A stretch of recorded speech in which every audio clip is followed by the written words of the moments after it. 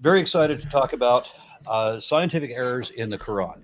Now, there was a list by Apostate Prophet of some Mhm. 60 scientific Yes. errors, and I happened across two or three myself that were different than his list, so that list has actually grown a bit. And I'd like to start with a more lighthearted beginning, like the simplest, most trivial of them. That for me would start with Surah 105, Al Fil, also known as the elephant. And this is the story where we have birds bombing elephants with stones. Anybody Mhm. want to recant what that story is? So this was basically where there was an army that was set off to attack the Kaaba, and God saved the Kaaba by basically having birds hold stones in their beaks, which basically bombarded, or it could be their claws, which bombarded the the uh, the invading army, and thus preventing the invasion of it, of the Yeah, destruction of the Kaaba. yeah. But even if they were large birds, which were not. the largest stones they could Hmm. carry would not be sufficient to wipe out elephants, even on Hmm. direct hits. Which Well, this and goes back to trying to make apply science to miracles. When God says He intercedes and He does this thing, then you can't apply science to that. So this Okay, so is done God inside some speeds up miraculous the way. rocks, or He makes the rocks bigger and heavier, or He makes the birds bigger and heavier. In any case, we're Hmm. rendering the story moot. I mean, if something happens that is impossible in the story, the fact that it is impossible is what disproves the story. It It doesn't does not prove disprove it that when it is God miracle. says, if it said the natural world works this way, where birds are going to pick up a stone. Actually, we don't know, if they could pick up like a pebble this big or so. I don't know. We don't even need to go there because this is not talking about the way the natural world works. This is talking about God interceding into the world, doing a miracle, which we do not apply science to miracles. We do Yeah, not the apply reason. science to Jesus walking on water, Muhammad healing sick people, or any of these things. It doesn't make sense. And I've never met anybody who says, "Yeah, I want to now apply science to Jesus walking on water." It doesn't make any sense. Yeah, but it really should. People really should consider this. I mean, the reason Hmm. that these stories are being told and Jesus isn't even the first one to do that.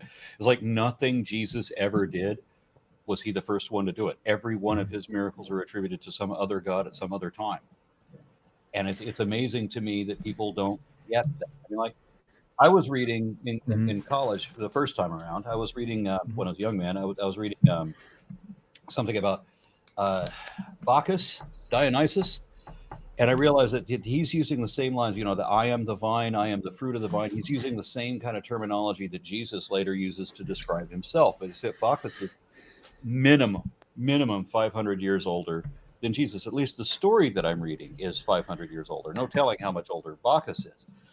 But where Jesus turned water into wine by pouring a jug of water into a barrel of wine and then pouring wine out of the barrel, that's an easy trick. I've seen Penn and Teller do something like that, and but Bacchus made the springs of the earth spring forth wine, and that's a much better trick, and that's one that Penn and Teller could not do.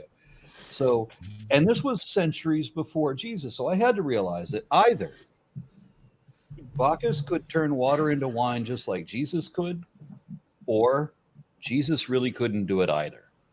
Now, Christians have no problem telling me that Bacchus is completely made up. And why would they say that? Because the story that they're telling is ridiculous. That's the reason that they reject it. The Hmm. story of Jesus is equally ridiculous. Why don't you reject that? Special pleading. Right. So I just sent you something in the chat. It gives a definition of a miracle. I just want to make sure we're all okay with this. It says an event that appears inexplicable by the laws of nature. So this is God coming in, Yep. and okay. And so my point here, that we're going to find scientific errors if we're going to try to do this. Let's not use the ones where God says, "Okay, and I did it this way, and here is, for example, the creation of the earth, the creation of Adam." These were all specific miracles which God did. So you can't apply science to that. But we should talk about the way the natural universe works. Like, for example, actually, for almost every claim of miracles, we actually can apply that. Now, the reason that I started with the birds is because it is the most trivial, and so it's surprising that you wouldn't retract even that. But that's fine. How does this violate science? Do you have any science to tell us? First of all, when God says, I did this miracle thing, how are you going to apply science to this? It doesn't make any sense. The way I opened this was by explaining how to apply science to it. That even a large bird would not be able to carry large enough stones. That even a flock of large birds carrying the largest stones that they can carry would not be able to stop an army of elephants. You are presupposing that you know how God did this thing. How do you know this stuff? There's millions of ways God could allow this to happen. And tell me what one of them might be. Okay, so first of all, we're going back to the same fallacy of trying to apply science to miracles. Well, first of all, we don't even know how big a rock it's going to take to, if it fell like a pebble this big, if it fell and hit me on my head, what would happen at? Just a second. It was pumice stone, and the terminal velocity in the lower atmosphere of our great, nice little planet Earth is about 160 kilometers an hour. Yeah, but you wouldn't be able to get pumice stones. That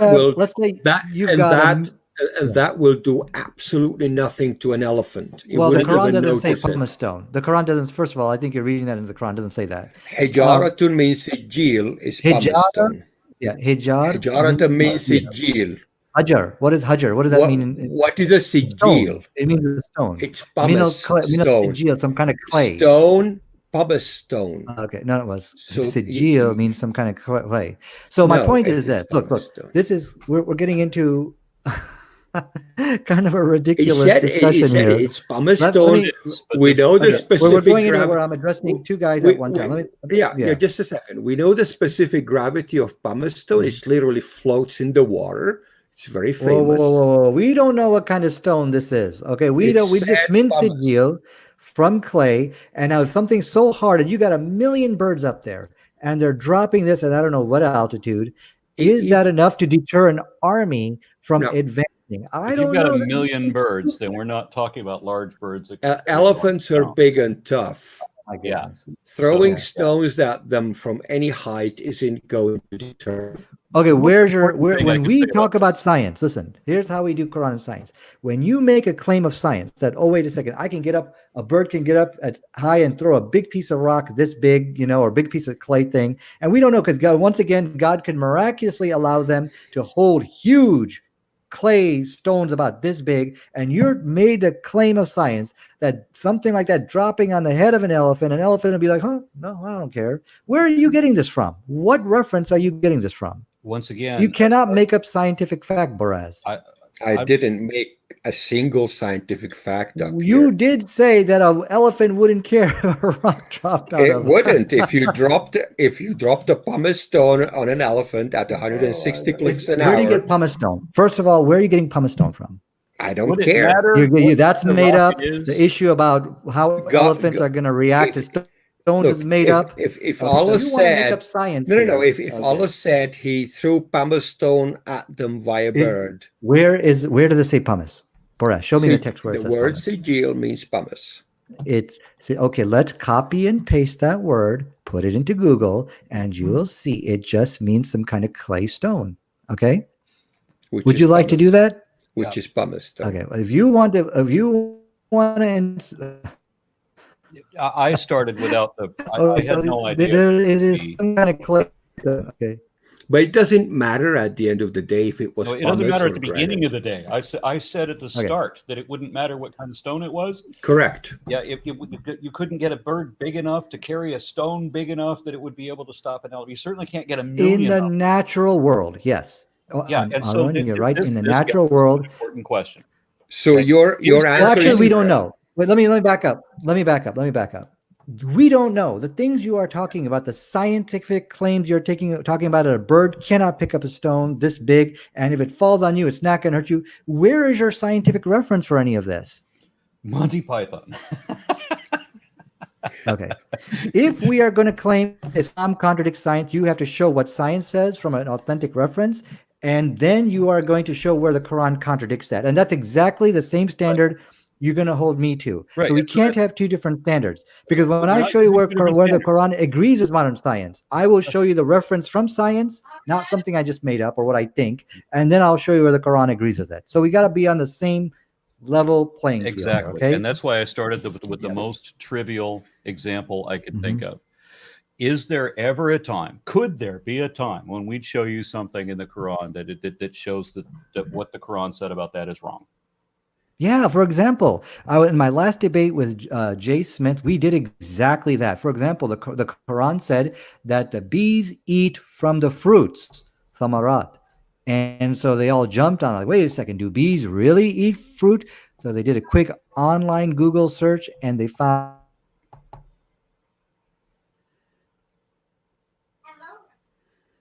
Oh, we seem to have lost Nadir.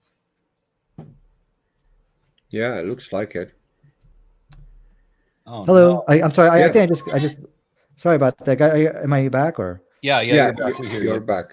Okay, so Okay, so that's yeah. good to So hear. there are, in fact, you'll find that in the Bible as well. For example, there's a one inside the Bible where it says that where Jesus says that the mustard seed is the smallest seed that you plant in the ground. Today Yeah. we know it's not true. There are many falsifiable statements in the Quran that you can look up science and you can say, "Oh, wait a second, let's test the Quran against it. Let's do those." Is what I'm saying.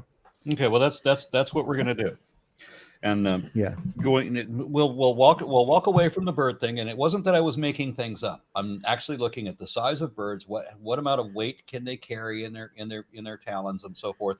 What kind of birds are these? How could you have if you had vultures? Vultures Mhm. maybe could carry a stone big enough and heavy enough that it might impair an elephant for a moment. Mhm. But Your not enough mistake to here, stop them. Aaron, you're talking about the natural world, how the natural Of world course, works. because that's what we But got. but you cannot apply that here. Well, then And why I don't feel we you're just say that the birds breathed fire on them or launched missiles at them? I'm sorry, I can't hear you. I think you're blocking out a little bit. Okay, well, why don't we Well, what just did you say that say? the birds? Why don't we just say that the birds were rocket propelled and launched missiles or breathed fire? Why don't we just say that this was a miracle of God? And once God said, "Look, I did this thing," we don't apply science to it. It's We beyond science. We do don't know how apply God could have science. miraculously did these things. When the claim of a miracle is that a man was swallowed by a fish and he lived inside a fish for 3 days, we say, no, that's absurd. That's ridiculous. I'm not going to believe that stupid story. It doesn't matter how much magic you lump on top of it. It's still going to be a ridiculous story. It's still impossible. That's ad ridiculum. You see the point where the fallacy here is you think just because you see something as ridiculous that can discount it as being true. So this is a Yes, logical fallacy of ad ridiculum, that's not a logical fallacy. and If people something see is atheism as impossible, being ridiculous. if something is impossible, then it's impossible. That means that's how we discredit the story, and that's what you would do with any myth come from any other religion, but not with your own.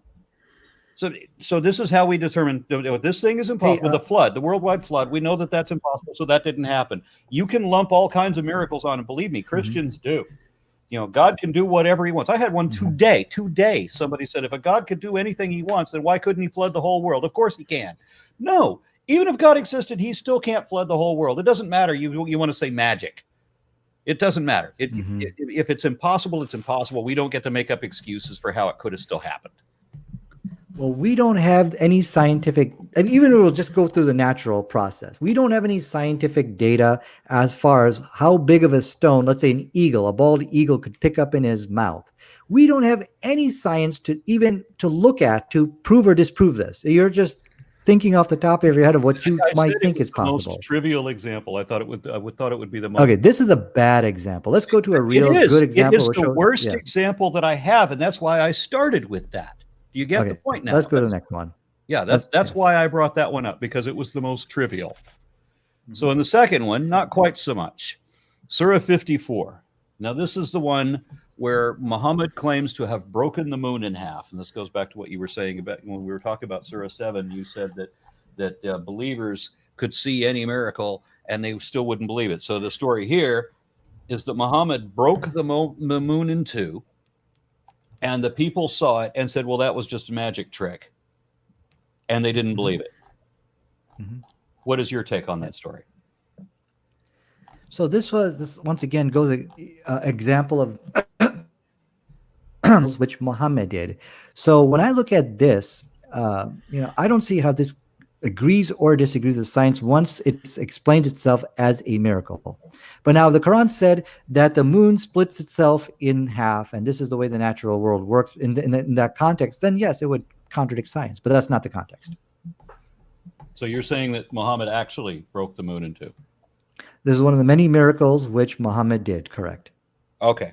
And the fact that nobody saw it outside of the people standing around looking at it with him, Mm-hmm. nobody in the world saw this thing. Mm-hmm. Well, where's your evidence for that nobody saw it? Well, where's the evidence that anybody saw it? You think somebody might have noticed? You think the This Chinese, is- the Egyptians? You think the Greeks? This is the argument from Nobody silence. broken in half? This is the argument from silence, isn't it? Yeah, this is the problem where you say, I did something so visible and so obvious That everybody yet in the world would see it, but everyone in the face of the planet would have had sleepless nights about it. But did the Or- Quran it would have claim been the that? biggest story around the world, Mhm. period. Even if Muhammad put it right back together again Mhm. in the same minute, it still would be in everybody's folklore, at least on that side of the planet. Mhm. Everybody that could see the moon at that time, everybody in that same time zone, certainly, and other time zones around it. You'd have the Romans, the Greeks, the Egyptians. They would have all seen it. Mhm. The Persians. Everybody would have known about that event. So here's how I would respond to that. So what- just a second. One thing, guys, the rules here. And as I Okay. talked to Arun before, I said, listen, if we are going to discuss alleged scientific errors in the Quran, then we can't have this like 2 against 1. It's like once he says something, then I got to respond. Then you can jump in and say something that I'll respond to. That way it'll be fair. Okay, So let me just respond to respond it. I have another. I was just Yeah. going to add a little bit of an elucidation to the question. I was going to mention Sure. that. So the answer is simply this. Okay, go ahead. Yeah. The answer is simply this. If we look through history, we'll find that we don't have a lot of stuff which really did happen in writing. For example, where is the engineering manual for the building of the pyramids? How do they move 80-ton blocks of stone across the desert? Where are the manuals for any of this? We don't have it. We do without actually. interrupting. Hold on, guys. Let me just continue. We do have the manuals. Okay, we have the engineering manual for how the pyramids were built. Okay, I'd like to see that. But We anyway, figured it out. We figured it out. All right. Another example is that there's many advanced ancient civilizations which is poof disappeared without any trace of writing as far as what happened to them. There's no evidence of war, earthquake, or anything. There was one inside Malta. Google keyword search as Malta advanced civilization disappeared. So we don't have a writing on a lot of stuff here. So this is a logical fallacy of appeal to authority. But this isn't really an issue of contradicting with science. It's a matter of, do we have historical references for some of the things the Quran says? And no, the answer is no. Not everything you're going to find is going to be recorded in history. But I feel this one's a little bit off topic. But anyway. Okay, Well, I was going to elucidate. But Aaron is having connection issues. Is that Aaron? Aaron is having connection issues. Yeah, I thought that was my end. I'm sorry. No. You have connection issues. Do you want to reboot? Yeah, my router says I'm good. You can hear me now? Okay. Yeah, it's better No, now. now you're good. Yeah. I didn't love hear the anything you said example. before. I love the example of Malta because that was their underground necropolis is quite impressive, and that thing is 6,000 years old, and of course Christians, many of them will tell you that the earth is only 6,000 years old. Well, where did the people in Malta come from? Mm-hmm. But I'm not making an appeal to authority. It's not an authority that you want to say that there's rare exceptions that disappeared without a trace. Okay, fine, there are rare exceptions, but if you broke the moon in half, Mhm. absolutely everybody would have seen that on this. I mean, every culture would have seen that. Somebody would have noticed. Mhm. Everybody would have made a big deal out of it. Would have been huge news on 3 continents. at Mhm. least. And Uh, so, yeah. so There and is a lot there's of also the history fact, which we don't have. well, there's also We the fact, don't know how these pyramids were built. Everybody saw these pyramids, yet we don't have any writing as far as how they did it. The engineering manual is missing. We have a lot of missing stuff. So this doesn't prove or disprove anything. We want to talk about science. How did the Quran contradict science? we are Not talking whether, science. yeah. There's also Okay. the fact that the moon was never broken into. That's kind of an important fact, I think. Again, this goes back to the issue of miracles. Can God do something like that? Well, if So we're going to argue that God could create a worldwide flood, even when we know that that's impossible, we don't believe in and that. so Yeah. and I know, but the Christians use that argument. They use Mhm. that argument today on me Mhm. in my Facebook. Somebody says, "Well, God can do anything He wants. Of course, He can flood a spherical Earth." No, no, you don't get to say, "Well, it's impossible, therefore it happened." No, it's impossible, therefore it didn't happen. That's the rule. Mhm. You don't get to just say, "Well, everything is a miracle." That everything that I want to believe and I don't want to admit to.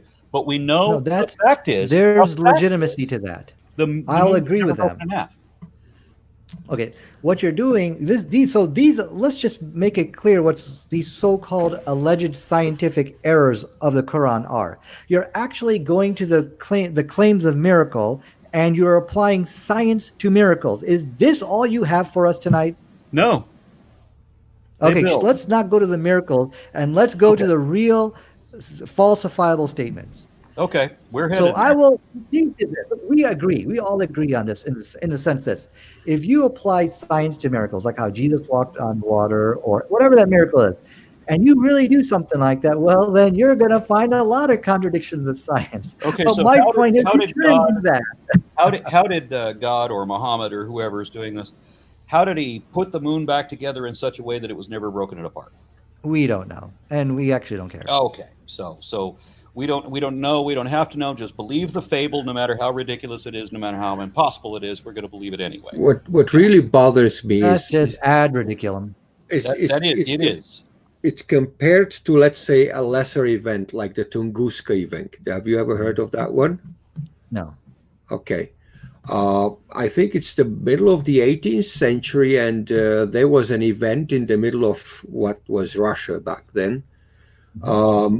And it seems to be a meteorite that exploded just before it reached the Earth. And it lit up the sky for weeks after that. It was a major event, uh, a lot lesser than what cracking the moon in half would have been. And literally, there are thousands of news articles about it. People were talking about it. We still can read the references to this event. We still find it in the paintings that were painting at that time, that people painted the sky lit at night just to show you that something weird was happening. And you're going to say, forget about any scientific evidence here. Okay, you're going to say, I split the moon in two and nobody noticed in the world. Yeah, well, it was a Nobody miracle. No, I'm even. not So saying nobody noticed in the world. God blinked everybody's memory blank. And God undid time for that minute, so that the only people who understood that they were even time traveling was Muhammad and the 7 people standing around him. Okay. Whatever, we can make up any kind of excuse we want when we're I arguing. think problem is, I feel you struggle to understand what a miracle is. It's almost like you No, have this I have animosity I towards have full miracles. grasp. I have Yeah. full grasp Yeah. of what a miracle is. Right. We know And what a your miracle So- is. The definition- problem So I'll is, tell you what, it's a Horaz, bad you said you answer. got the engineering manual to how those pyramids were built. We got pyramids inside Egypt. We got them, I think, in Mexico. You got some pyramids. know. You got the engineering manual for that? Yeah. Where is that? When Well- you show me the engineering manual for the pyramids, then I'll show you a reference Now, for my argument was the we moon don't have that, for the and the moon being reason we split in don't half. have it is because they didn't know how to write manuals in hieroglyphics. They didn't Wait, write whoa. engineering You they didn't know how to manuals. write manuals? Okay, well, How were they engineering this? for engineering manual that the Egyptians wrote explaining how they built the pyramids. And I was But- arguing that they wouldn't have written one because what would you write an engineering manual in hieroglyphics? Okay, this seems like conjecture. We don't have the history of Malta, of how they No, disappeared. We and- don't and- have a lot. We could probably agree most of history which happened back then, is gone. We don't have this. We got Right. scant of it. Except for one small problem when it comes to the pyramids. Yeah. They are still there. You But can where's the see manual? them. The history of that stuff is gone. Are you insinuating it was aliens? No, what I'm saying is I'd like to read the manual on how they We did know a these lot. things. We That's know a lot irrelevant. about how The Egyptians point, the built point the is, Guys, we know the can't prove moon- or disprove the story or the narration of the the moon splitting in half. This is going nowhere. Let's All right, move on. right. It's going nowhere. We know the moon was never broken in two, but Nadir is That's not your- going to admit that. So Where's the evidence? This is you're Where's right. the evidence? Look, we agree. Where's the We evidence agree that that, the moon was when never you apply broken in two? science to miracles. Did you actually ask me for evidence that the moon was never broken in two? Did I ask you for evidence that the moon was never broken in half? Yeah. I said we know that the moon was never broken in half, and you said, "Where's your evidence?" Okay. No, I didn't. I didn't say that. Okay, my No, apologies. I think you might have misunderstood me. Yeah. Okay, so Well, we let's move on to the next one, because this was another. What you're doing, you're grabbing the miraculous story, the miraculous claims where God said, "I did these things," and interceding into nature, and scientific error. If that's all you have tonight, then I think it's going to be a Well, very it's certainly long. not But all let's I move have. on to the next one. I have. Okay, let's as I move on said, to the next one. The apostate prophets list was some 60 items, and I added 3 to that. The one we just covered was one that was on his list, the moon being broken in half, which we know never happened, but that's okay. You're not going to get past it. So we'll move on to our number 3. Know, there's no way you can prove or disprove that. Yeah. We know that there's you can't make, and I know religion does, and that's the problem, because religion has exactly the reverse logic. In science, you do not assert as fact baseless speculation as though it were a matter of fact. You don't say that this happened when there's nothing to indicate that happened. You don't do that. It's called dishonesty. If you claim facts that are not facts, or pretend to know things you don't actually know, like making up statistics out of your own head or whatever, when you assert things as being true when there's no basis for it, we call that lying. In every application except religion, where suddenly religion does exactly what everybody else would call lying, and then they call it absolute truth. So in religion, you can assert anything you want to. You can say that you know these things. You can say you have a personal relationship with whatever God you made up. Doesn't matter. You can assert all these things, and you can cite all kinds of facts you want to, but it doesn't work that way in science. I think you hit it on the nose, where the problem isn't really the moon being split in half. The problem really isn't birds, picking up stones to destroy an army or prevent them from attacking. The problem is a belief in a God and a religion which you feel contradicts science, and therefore it's just a big lie and lies. This is what your position is. Okay. That's right. Then in that sense, if you start with that viewpoint, then Islam contradicts science, and as well as every other religion based on your view. Okay. Yeah. But if you don't have that view, if you have a more objective view, a more scientific view, no. I am the more objective view. I am the more objective view. Okay. Well, if you start with the premise that we cannot confirm, or because we haven't seen any evidence of it, we are not going to affirm it, but we're not going to deny it as well.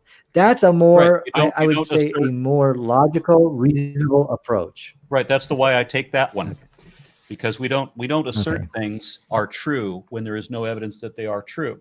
So lacking evidence of a thing counts as evidence against that thing, in the sense that we don't say that this happened if there's no evidence that happened. Since nobody saw the moon broken in half, and there's no indication on the moon that it had ever been broken in half, we therefore have evidence that the moon was never broken in half.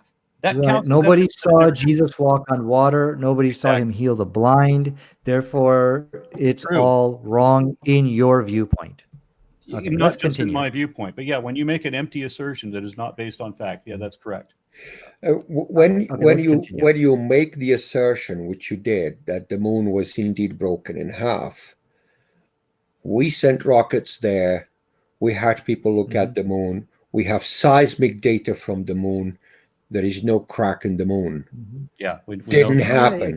Keep applying science to miracles, and That's all I can say. I cannot stop you guys from trying to apply scientific reason to miracles of whether it's a flood story. If And you we guys can't want to get do that, you. you We continue. can't get Let's you move to on to the next. understand that you should Yeah. apply reason instead Mhm. of faith. I mean, that's the thing. That's the big crux here. We're We're going to applying agree to reason, we're disagree. not. We're going to have to agree to disagree on this point. Let's move on. All right, moving on. And again, we have ways of proving these things, but if you didn't accept that, I don't know how you're going to accept any of them. My number 3 is also one of apostate prophets'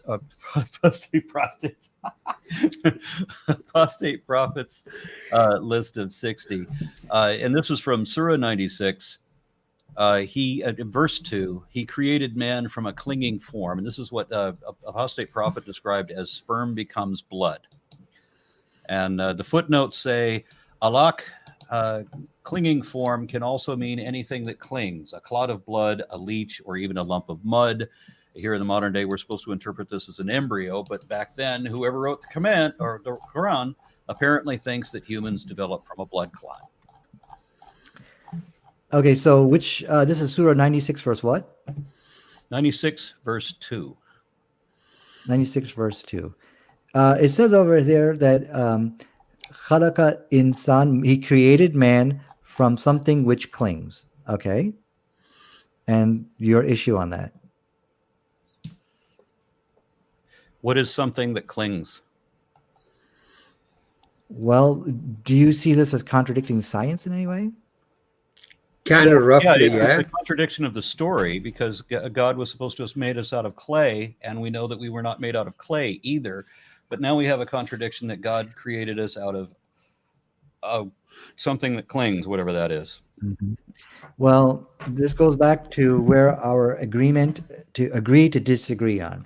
When God said that he created Adam out of clay, this is something which is a miracle. God created Adam with his own hands, and he used clay as, you could say, as one of the materials to create him. So how do you apply science to that? You cannot. This is something, as I've given you the definition of what a miracle is an event that appears inexplicable by the laws of nature. But if you want to continue to apply science to miracles, then yes, you will find all kinds of contradictions of science. But I don't think that's a reasonable thing to do. If we just want to say anything is a miracle, so it doesn't matter how absurd it is, then we could equally say that God made man out of a 57 Chevy.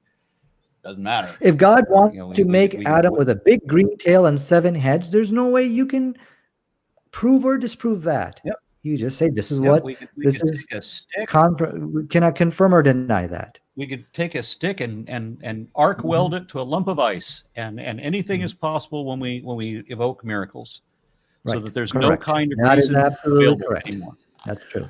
It doesn't matter how silly the story is; we would just believe it because we're going to. That's ad ridiculum. This goes back. This is a subjective. Once again, it goes back to the rule that if a thing is impossible, that's what rules that the story is wrong. But what you don't understand is atheism is more ridiculous to some people, like myself, than this story. So I prefer to believe in this. How could it be ridiculous to anybody to not believe unsupported assertions of impossible absurdity? We're not going to open up that can of worms. All I'm just telling you is I can be very subjective about this as well, and I can say, okay, that's ridiculous to me too. As well. I'm trying to get you to be objective. This is the fallacy of ad ridiculum. I'm being objective. You are not. Mm-hmm. When you say this is ridiculous, that's subjective. Okay. So it is ridiculous in the sense that it is impossible. And you're saying that impossible still counts, that we don't need to apply science. Well, if you're not going to apply science, that itself is a contradiction of where the Quran. That's not what I said. I said we don't apply science to miracles. If you don't want to accept that, that's fine. Let's move on. You don't want to accept this, that's fine. Let's keep going. All right. Our next one, also from apostate prophets list, sex is determined after creation. This is Surah 53, verses 45 to 46. 45 says that he himself created the two sexes, male and female. 46, from an ejected drop of sperm. Okay, I'm sorry. Could you repeat that verse again? Which one was it? That he himself created the two sexes, male and female. Oh, Surah 53, verse 45 and 46. Okay, so what do you feel here contradicts science? Well, that sex is determined later, and also the other there's another error that's incorporated in this one and the subsequent verse that we're going to talk about, where sperm equals Okay. human, because Muhammad or whoever wrote this obviously wasn't aware that there's such a thing as a human egg. Okay. Well, let's do one at a time here. The verse was which one? Surah 53, 45, 46. Okay, 45 through 46. Okay, 45, 46. Okay, and he created the two mates, the male and the female, from a sperm drop when it is emitted. Okay, so how does this explain to me how this contradicts science again? Okay, what I just explained was two problems here. One of and they're both listed as separate errors on this list. Mhm. One is that sex is determined after the creation, or when we understand that there's a zygote when two gametes meet, which the author of the Quran was obviously not aware of. He thinks that sperm is the only ingredient, and that takes What it says here is that the sperm is a determining factor for gender. Well, actually, what it says here is that he created the sexes, male and female, from an ejected drop of sperm. So there's no mention. Yes. There There's are no other mention. things that wrong with this, not just that he I can created only address it. one at a time. Boraz, let me just address the way. his claim here. So when it says, and he created two mates, the male and the female, from a sperm drop. Okay, so when you say from a sperm drop, it could also mean that this is what determines male and female, right? Not necessarily. No. Yeah. I don't think it. Why would you? I why would you don't not specific. What it's saying is that all people, regardless of their gender, are created from a drop of sperm, which is our error number 5. That sperm. Wait a second. Okay, so now here we go back to what's interpretation onto the Quran. So you are right. If the Quran said that the human being is actually a sperm drop, and that's all there is, just a sperm drop, Yep. then that would be a scientific error. But this goes back to Yep, that's what it says. the fallacy, which It says it here, and it says it elsewhere. One at a time. One at a time. So this goes back to the issue of the double standard here. When I were to show you in the Quran that the Quran agrees with modern science, it has to state there explicitly that this science actually exists. And so I'm going to hold you to the same standard where I'm going to ask you where in the text does it explicitly, not your interpretation, but explicitly states that the human being, all of him, is a sperm drop. That's not what it states 46, verse 46. It says 46, exactly that explicitly. It does not. It states inside Surah 40. Okay. Surah 46. That man is formed out of a drop of sperm mixed with an egg. No, it says that man is created and only out of a drop of sperm. There's no egg.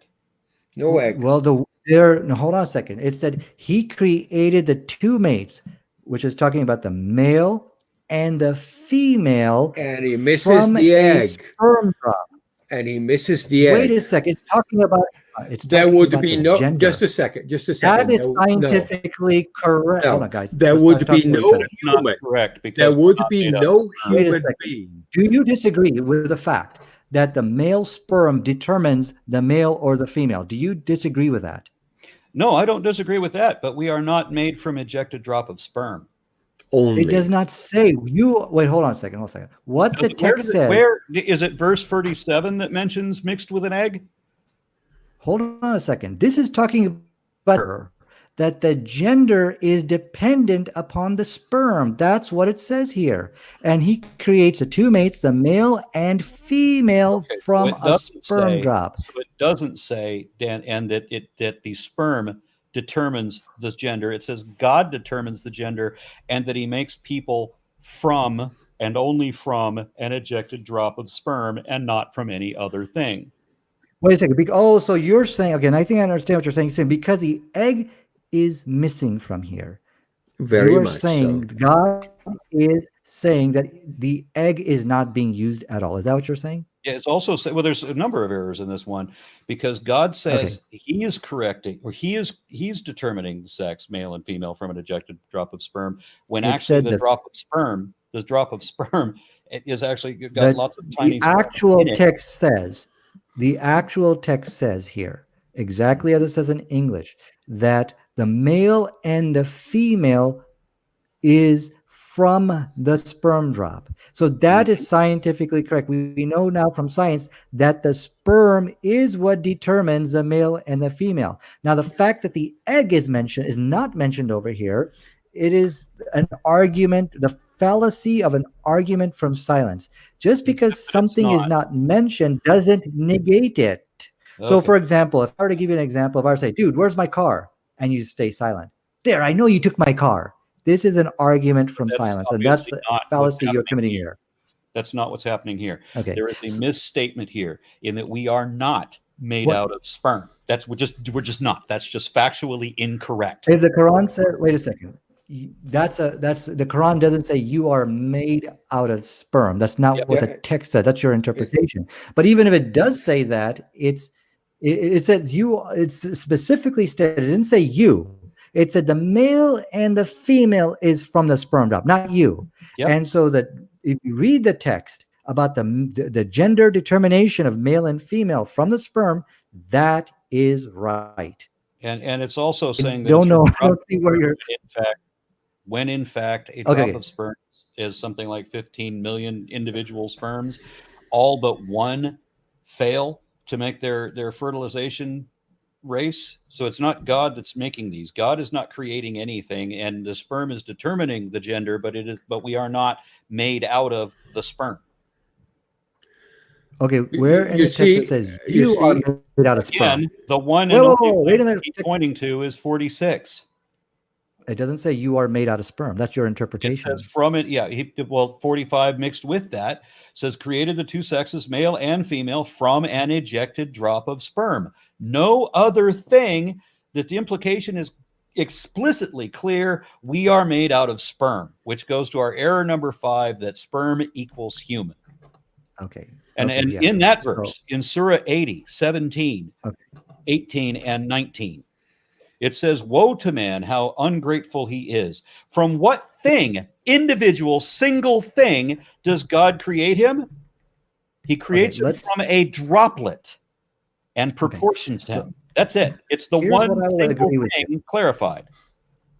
I will agree with you that if the Quran stated that you are made up of, you are created from sperm in a sense like it's like a skin and bones or something like that. If it stated that, even then that's so vague. I wouldn't know what to do with that. But then there may be some justification to what you're saying. But it doesn't say that. Okay, how about Surah 75? It does say that. Hold on a second. In Surah 75, verse 37, 38, and 39, was he not just a drop of spilt out sperm? Not a spilt out sperm and an egg, but he was just a drop of spilt out sperm, which became a clinging form, which is clarified what the other verse says. So now we know that a clinging form is just sperm, not egg, which God has shaped in due proportion, fashioning from it the two sexes, male and female, clarifying what we said before, explicitly showing by your own admission that this is a scientific error in the Quran. No, it's not a scientific. Let's go back to, first of all, let's just finish what we just agreed on, chapter 53. Was he not just a spilt out sperm? Yes. So, and that is absolutely true. We come from sperm. Absolutely. And the egg. DNA and all of it. So it is an incorrect statement. It is factually false. Surah 75:37 is factually false when it says that we are just a spilt out sperm. Only sperm is mentioned. Look, the problem here is it looks like I'm going to say something here. It looks like Allah has run out of lines and couldn't mention the egg. The ova doesn't exist for Allah. Did not create a human. If Allah only said, I created the human being from a sperm and an ova, Yeah, if there was an We would explanation, have no argument. if there was an explanation in Mhm. there that say people didn't know at that time, say like God talks about microbes and their effect, or says that that humans have eggs just like birds do, except that human eggs have Mhm. no shells and they are much too small to be seen. Okay. That So would be impressive, because there would be no way that people would have known that at that time. But of course, it doesn't. Everything okay, we I read in can't. the Quran exactly matches what the scholars of the time already knew, or Okay, already knew let's. wrong. I can only address one guy at a time. Now I've got like three people. Of three times I got. Aaron went, and then Boraz went, and then Aaron went again. So I'm getting piled All up right, over my here. apologies So for let that. me just. Yeah. Okay. Now let me back up. Which surah was that? Was it Surah 55? Let me grab my note. Hold here, one Yeah. moment, please. For the line about being just a drop of spilled out sperm was Surah 75, verse 37. Surah 75, verse 37. Let me pull that 75. up. It's Surah 75, verse 37. Okay, let's go there. Now, my comment on that was that there is no one who can cause the shape or development of a fetus, no one who needs to do this, as the cell does it all on its own, literally without a thought.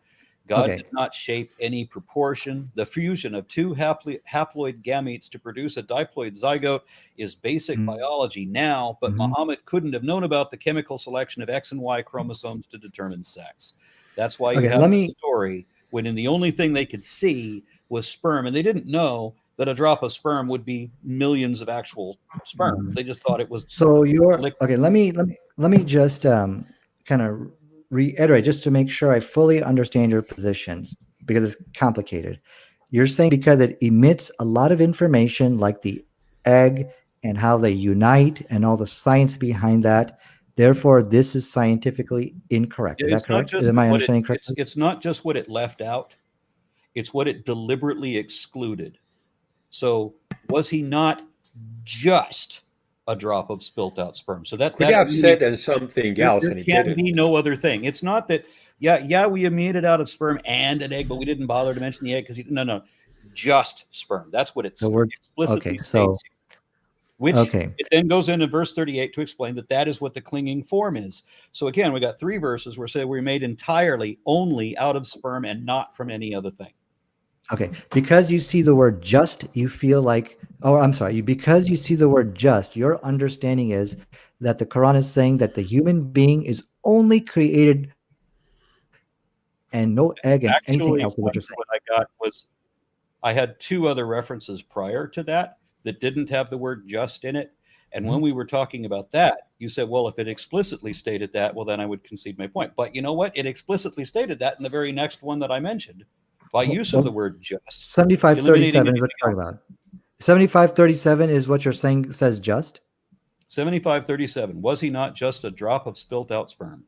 Okay, so in the chat, I just actually sent you a link of the Quran translation where you can hover your your mouse over each word, and it'll give you the exact translation or the exact English word. So alam yaku nutfatin, which is a sperm, min many, or you could say a drop. I'm sorry, a spot min many, which is sperm, yumna emitted. I don't see the word just in here. What does 38 says? So 37, as I'm reading it here, had he not been a sperm from semen emitted. And again, no mention of egg. This is the sole Okay. criteria. Now let me address this. Okay, so I think the The mistake. next version before you Hold address on, this, guys. I can only the address one at a time. This is next version, ثم كان علقة فخلق فسوى. okay. So He's let me. already tying into the alaqa before that. Okay. So The there's clinger. okay. So now there's a couple of problems here. You see, the first thing is the word that we. This is problem here is that This is an interpretation of an interpretation type fallacy. The No, first thing here. Okay, guys. this is the Okay. Arabic right on my screen right there. Okay. Okay, guys. I Time don't out. interpret Time out. interpretations. As I told you in the beginning, I can't do two against one. It's really difficult. And let me address one person And then once I've addressed that, then you can come with your objection. Then I'll address you, because doing a 2-on-1, 3-on-1, it's really difficult, especially when I'm on the defensive here. It's really difficult. So please, and let's not cut each other off like that. So I just tried to start talking and I was already cut off. Okay, this fallacy or this so-called scientific error in the Quran is not really even based upon an interpretation. It is an interpretation of what you think the word just means. But the problem is the word just isn't even in the text. So what I've done, I've given you a helper type link here where you can hover the mouse. I was already on the same page. I'm on the same Okay. page, by the way. I was So already. the Quran before does you- not state that. The Quran does not say that you are only created from sperm and nothing else. That's not what the text of the Quran says. That And actually this is an what it says in argument. the previous two references as well as this one. And then Okay, so I'll reiterate that. 7537 doesn't work. And then when Okay, we, 7537 and doesn't when work. we- Which one and then works? when we look at 39, verse 39, and made of him, so we already have the gender established, two mates, the male and the female. So we start male. Okay, wait a second. Are we done? Let me go back. No. He just saying he created male and female out of that. Well, why does it say and made of him? But yeah, no. Made of that alaqa. Yeah, If you correct. look at all of them together, had Yeah. he, and this is referring to man, had he not been a sperm of semen emitted, then he was a clinging clot, and Allah created his form and proportioned him, which again is not necessary because it's all done automatically by the cells. And then the next verse, and made of him two mates, the male and female. No, I think the him is reference to the alaq. No, it's You not. see, because inside, It's talk about man. Does man think that he will be neglected? Had he not been a sperm of semen emitted, then he was a clinging clot. okay, I think there's a lot of information overload here, but as Boraz was telling you, you see, in Arabic, everything from the clot are either male or female. So just from him, that doesn't mean it's talking about from specifically a human being like a male or female. Words are either male or female. So, but let me go back. I'm a little bit stuck on, I think we a lot of information is being thrown at me because I'm trying to play defense from 2 against 1 here. But I want to make sure before I want to express one other thing. I do actually appreciate that you're on the show doing this with us. I want you to know that I appreciate your being here for that. And I'm sorry that that Bogey and I will sometimes both hit on the same point. I'm trying to minimize the number of times that happens. Okay, thanks. So I want to make it first clear that chapter 75, verse 37 doesn't have the word just, which from an interpretation of that word would mean that you're only created from sperm. That's not what the text of the Quran says. Can we agree on that? At best, that would be half of what we are, and that should have been made explicit. But I think we agree the Quran, for whatever reason, now you'll say it's justified, but the fact is it does not mention that the woman provides the other half of our genetic material or in anything about that. Mm-hmm. It's an argument from nothing according to the Quran. Well, that's an argument from silence. Just because the Quran doesn't state something doesn't mean that it's not an negating argument it. from silence to say the fact that the Quran doesn't say this. It in fact doesn't say this. It doesn't say the woman contributes anything, does it? Is it negating it? It kind of is. Implication, I would say, have to say yes. That's your interpretation. I mean, regardless, what do you want to call it? What do you want to call the obvious conclusion? My interpretation. Fine. The point is, it does not state that the woman contributes anything to what we are. Nothing. We are a sperm, and that's it, and that's all. And we all came from the father, not the mother. It gives no explanation for why we should also continue traits from her side. There's nothing in there about now, let me respond to that. I think just a second before you respond. One at a time, Brad. One at a time. Yeah, but so this goes back to there's a lot of fallacies which I'm seeing at play here. There's an argument from silence that just because the Quran doesn't mention something, guys, don't cut me off. You haven't gotten a fallacy right yet. You've accused me of a whole bunch of fallacies I did not make. So stop. I understand that. I'm going to do it. Listen, we got to agree to disagree on a lot of things here. Okay, so I'm going to say things you're not going to like. I'm going to say things you're not going to like. Well, You let say me give things you I my don't like, understanding. but understand that I didn't make any fallacies. Okay, I'm gonna give you my what I feel is a mistake on what you said. Okay, the first thing is applying science to miracles. That what I felt. Again, we can Which agree is to not a mistake. disagree. Is a We fallacy. agree to disagree on that. Okay, we can agree to disagree on that.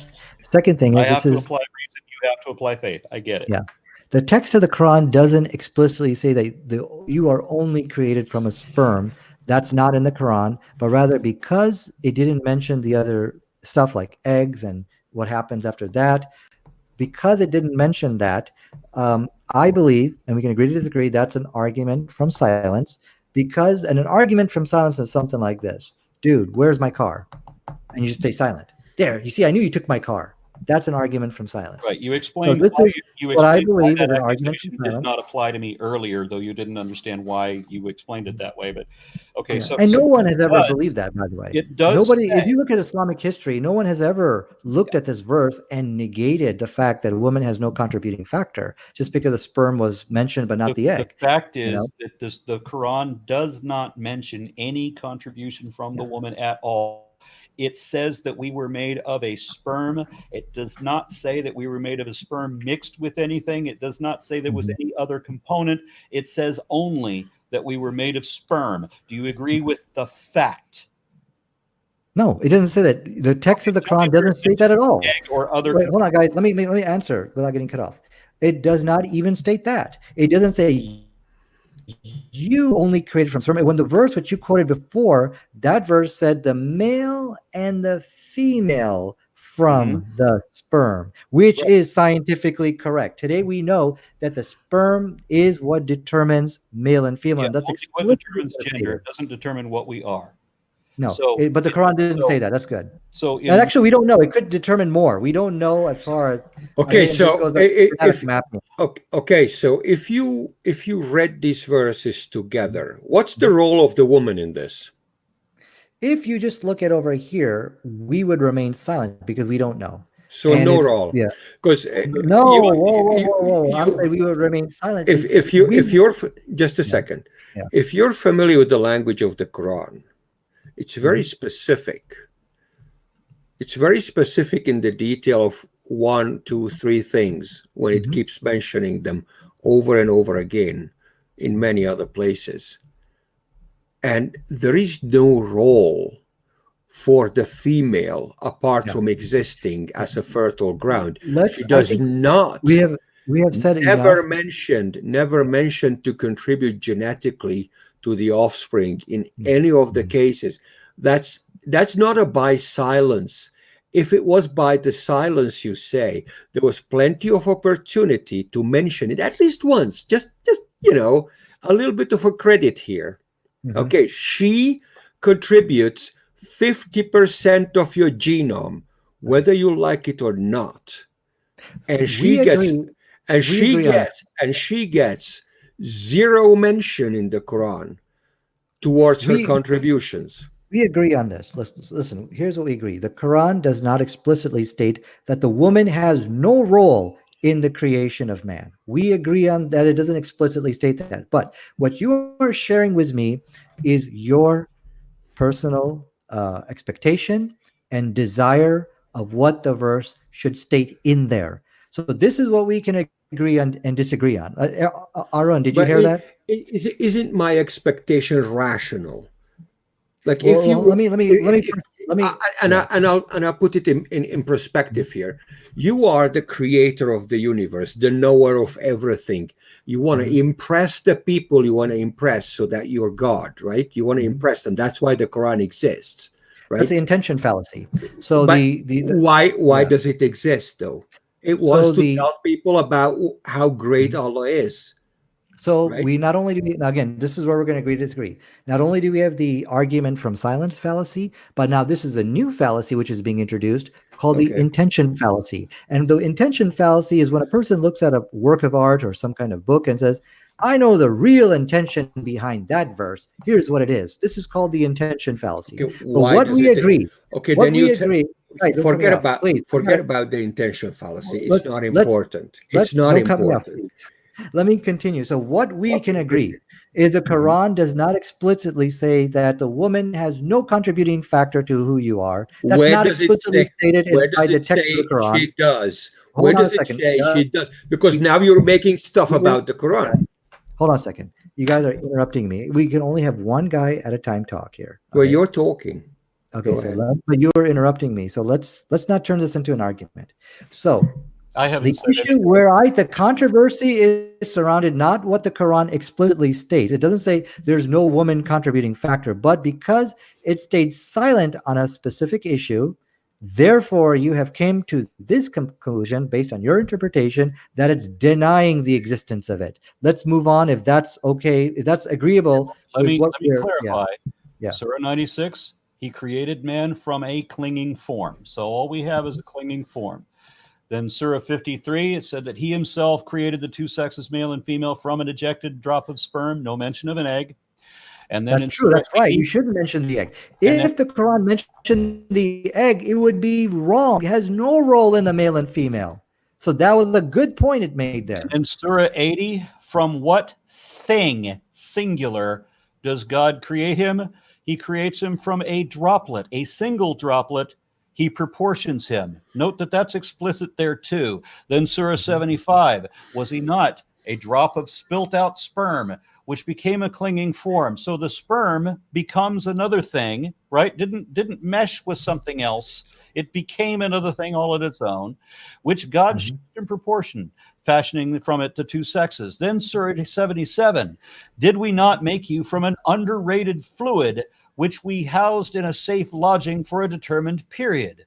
Underrated fluid, again, explicitly referring to sperm. So 5 times the Quran says you are made from sperm. It never mentions that the sperm mixed with anything. It doesn't imply in any sense that there was any other thing there, nor does some of the verbiage allow that there could be another component in here.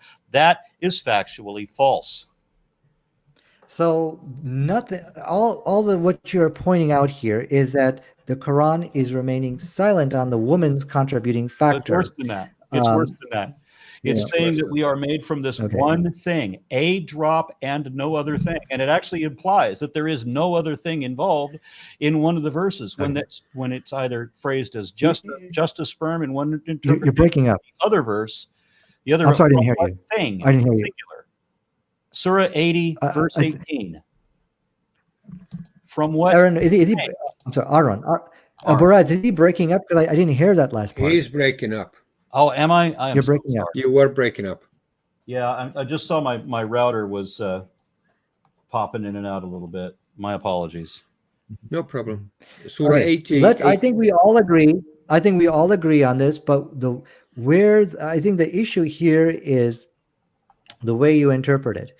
You see, and I think there's two fallacies which are at play here. The number one, according to my opinion,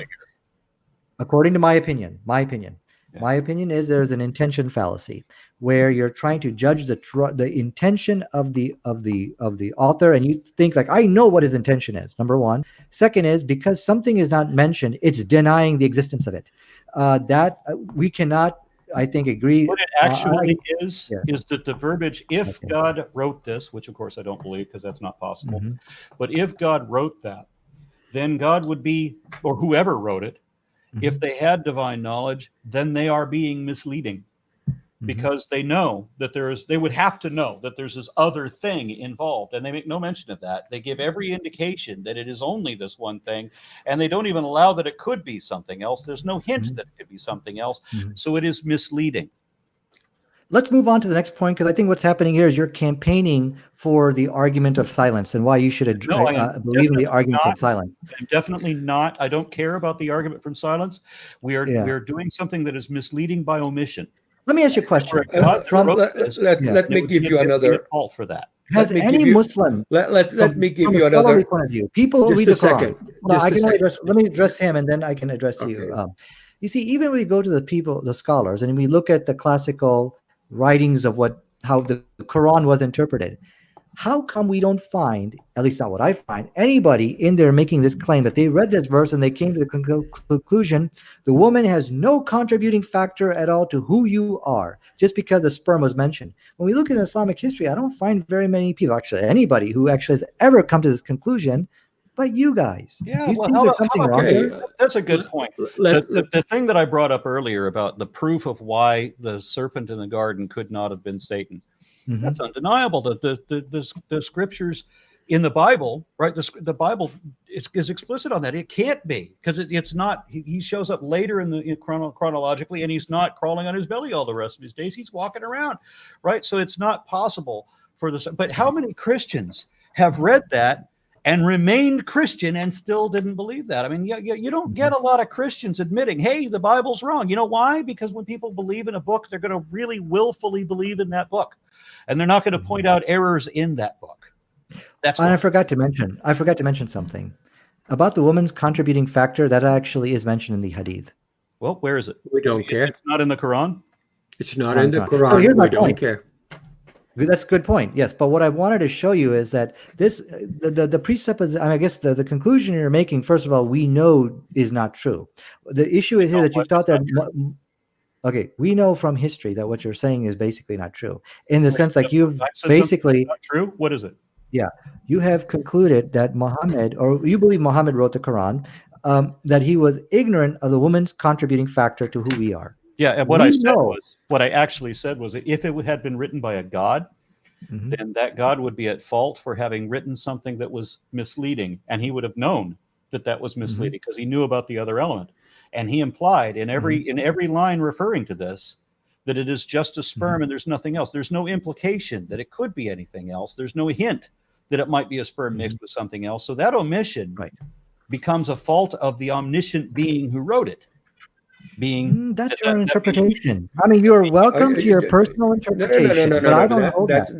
That's not. Remember, okay. So it is we a fact know that nowhere in the Quran does it clarify this. Nowhere in the Quran does it say that the woman also contributes some half of the genetic material or an egg. Because the Quran is not a book of what we call, is not a book which is here to teach you science. It's a book of signs, and there's a difference. The answer to the yes or no question is that nowhere in the Quran does the Quran clarify this misleading interpretation. And to add to just a second, let me add this to the point. Remember when we were discussing Moses and his crossing of the seas in Surah 7? Right? And I mentioned that he mentions the other details somewhere else later in the Quran. We haven't gotten there yet. So I'm aware of the silence issue. But when you have repeated, consistent mentions of only the sperm and nothing else added to it ever in the Quran, then you have a problem. It's not a silence, it's an ignorance. God does not know. Let's move on, because I think we have said all that we possibly could. Either you guys, written by we need Muhammad to move on. and he didn't know that there was an egg, or it was written by God and he knew that this would be misleading. But see, that's what I'm trying to explain to you before I was cut off. So when you said either this was written by Muhammad and he didn't know the female contributing factor, we know from history that's not true, because Muhammad did mention in a hadith about the male and the female contributing factor to who you are going to be. So that I can share with you at another time. Okay. Or if you like, I can share with you now. And the reason why we don't hold the hadith up to the same standard that we hold the Quran is that it is collected by people 100 years, maybe hundreds of years later. We don't know when this information was added to the body of the hadith. Maybe 300 years later, somebody figured out the role of the women and made up a hadith for it, and there would be no way you can tell the difference. So let's move. What you guys are doing at this point is that you are trying to basically kind of convince people, or trying to campaign for why they should embrace your interpretation of the Quran, and that's not going to get us anywhere. I stated a fact about the Quran. Okay, and we've said all that we could possibly say on this. And you know what my position is. Just because the Quran doesn't state something doesn't mean it negates it, and that's the way 1 billion Muslims have always viewed the Quran. And going back in history, the fact remains that this misleading line is repeated a half a dozen times with no clarification. I don't think it's misleading at all. That's your interpretation. I think it's an awesome verse. Definitely misleading. I think it's a very good point. He's showing that from the sperm drop, look where you are and what you are today. That was the only intent behind the verse. So this goes back to the intention fallacy. You are saying the intention here is to teach science and the way the fact is, it does not correct that implication. It repeats the 1/2 contribution, stating in the verbiage that doesn't even allow that there's another thing, that what thing, individual singular thing, is man-made. What thing did he make him from? A drop of sperm. That's it. Let's move on to the next point. Let's move on to the next alleged scientific error. Okay. The next confirmed scientific error is that sperm comes from the backbone and ribs. Okay. This is in Surah 90, looking at verses 6 and 7. Okay, so here's what I'd like for you to do. I'd like you to basically take that verse, which you're talking about, into a kebab shop, maybe, or even like a Pakistani restaurant or something like that. And when the waiter comes to your table, say, "Give me that," for the word which you think is sperm. What's going to happen is he's going to go around the corner. He's going to come back and hand you a glass of water, because the word sperm is not found in that text. It's water, that he created you from mat. And that word mat is still used today. In fact, this is in the common Arabic. Like if you want to go and say, "Hey, I need some water," just take that verse and see what happens. That's my experiment for everybody here. It's what was chapter 98, verse 6. What is the translation there? And do I have the right reference here? Because I copied this from his. Okay. Can I share my desktop by any chance? Okay. Okay, so let's do this one here. I'm trying to make sure I got the right reference, because I don't think it's Surah 90. I'm just reading it here. I'm thinking it might not be Surah 90. Well, I'll give you the right Surah, not right one. Okay, and we're going to look at my desktop, and I'm going to kind of prove to you what I'm talking about here. Okay, so let's first get the verse. The verse is let's see, sperm. It is chapter. Where are you, buddy? What verse did you give us? 98 verse 6 or something? I had it written down here as Surah 90, but I may have copied this down wrong. I'll get it for you. Sperm. He created from spurting fluid, and that's in brackets semen. Mm-hmm. Then he emerges from between the backbone and the breastbone. Backbone. Yeah, so it's not talking about water. It's talking about he is created from. Okay. The backbone and ribs, and that is Surah 86 verse 7, I believe. 86:7. Let me get it in front of me. Well, I had the wrong chapter in here. My apologies. 86 verse 7. Surah. Let me put that in here. Okay, Surah, and it says over here. So let man observe from what he was created. He was created from a fluid, ejected, emerging from between the backbone and ribs, clarifying that we are definitely not talking about water. We are definitely talking about the sperm that was referenced before. How much silence can you handle? But that's the question. Because it consistently stays silent about, the woman doesn't have a contributing factor in this. Yep, this is a 7th repeat that the only component from which we are made is semen. And now it's further complicated by saying that semen comes from the backbone and ribs, which we know is not true. Okay, well, let's first see if it's really there. I'm trying to get a little reference in front of you. Let's see if I can share my desktop here. Just give me 1 second here. So as I said, the word semen is actually nowhere to be found in the verse. It's actually what it's talking about. It's talking about water. Okay, just let me clarify a point here. It clarifies here that it's not talking about water. It says in verse 5, it begins, "So let man observe from what he was created." He was created from a fluid, ejected. Notice a singular fluid. He was created from a singular fluid, ejected. So we're talking about sperm, not eggs. There is no allowance that there could be an egg involved. Emerging from between the backbone and ribs. Definitely not water. We do not eject water, and we've already got a half a dozen other references from elsewhere in the Quran that say that he was created from semen. So we clearly know we are definitely talking about semen and not water. So the word for semen in Arabic is many. That's the word for semen in Arabic. So when you look in there, it does not say many in there. Okay, it's often used as water, as liquid, as despicable liquid, semen. Okay. All these words are talking about the same thing. There is no point in making the argument like which word exactly he used. He talks about semen. Everybody knows that. That's what he's talking about. I mean, what else could it be? Okay. So If the it's word, you do agree, the it, word many is not in there. no, it's not in there, but it's liquid Okay. and fine. I understand it when I Okay. So read the word this. sperm is not in the Quran. It Okay. it never occurred to me throughout my life when I read this verse that it wasn't semen. Okay.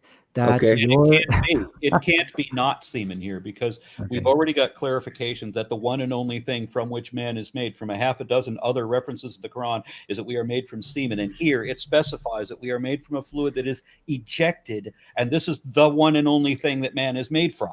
So clearly it's got to be talking about the same thing because otherwise it's contradicting itself. Now, which is it doing? Is But it talking about what is sperm it? or is it contradicting itself? Yeah. Well, is it better if it's not even semen?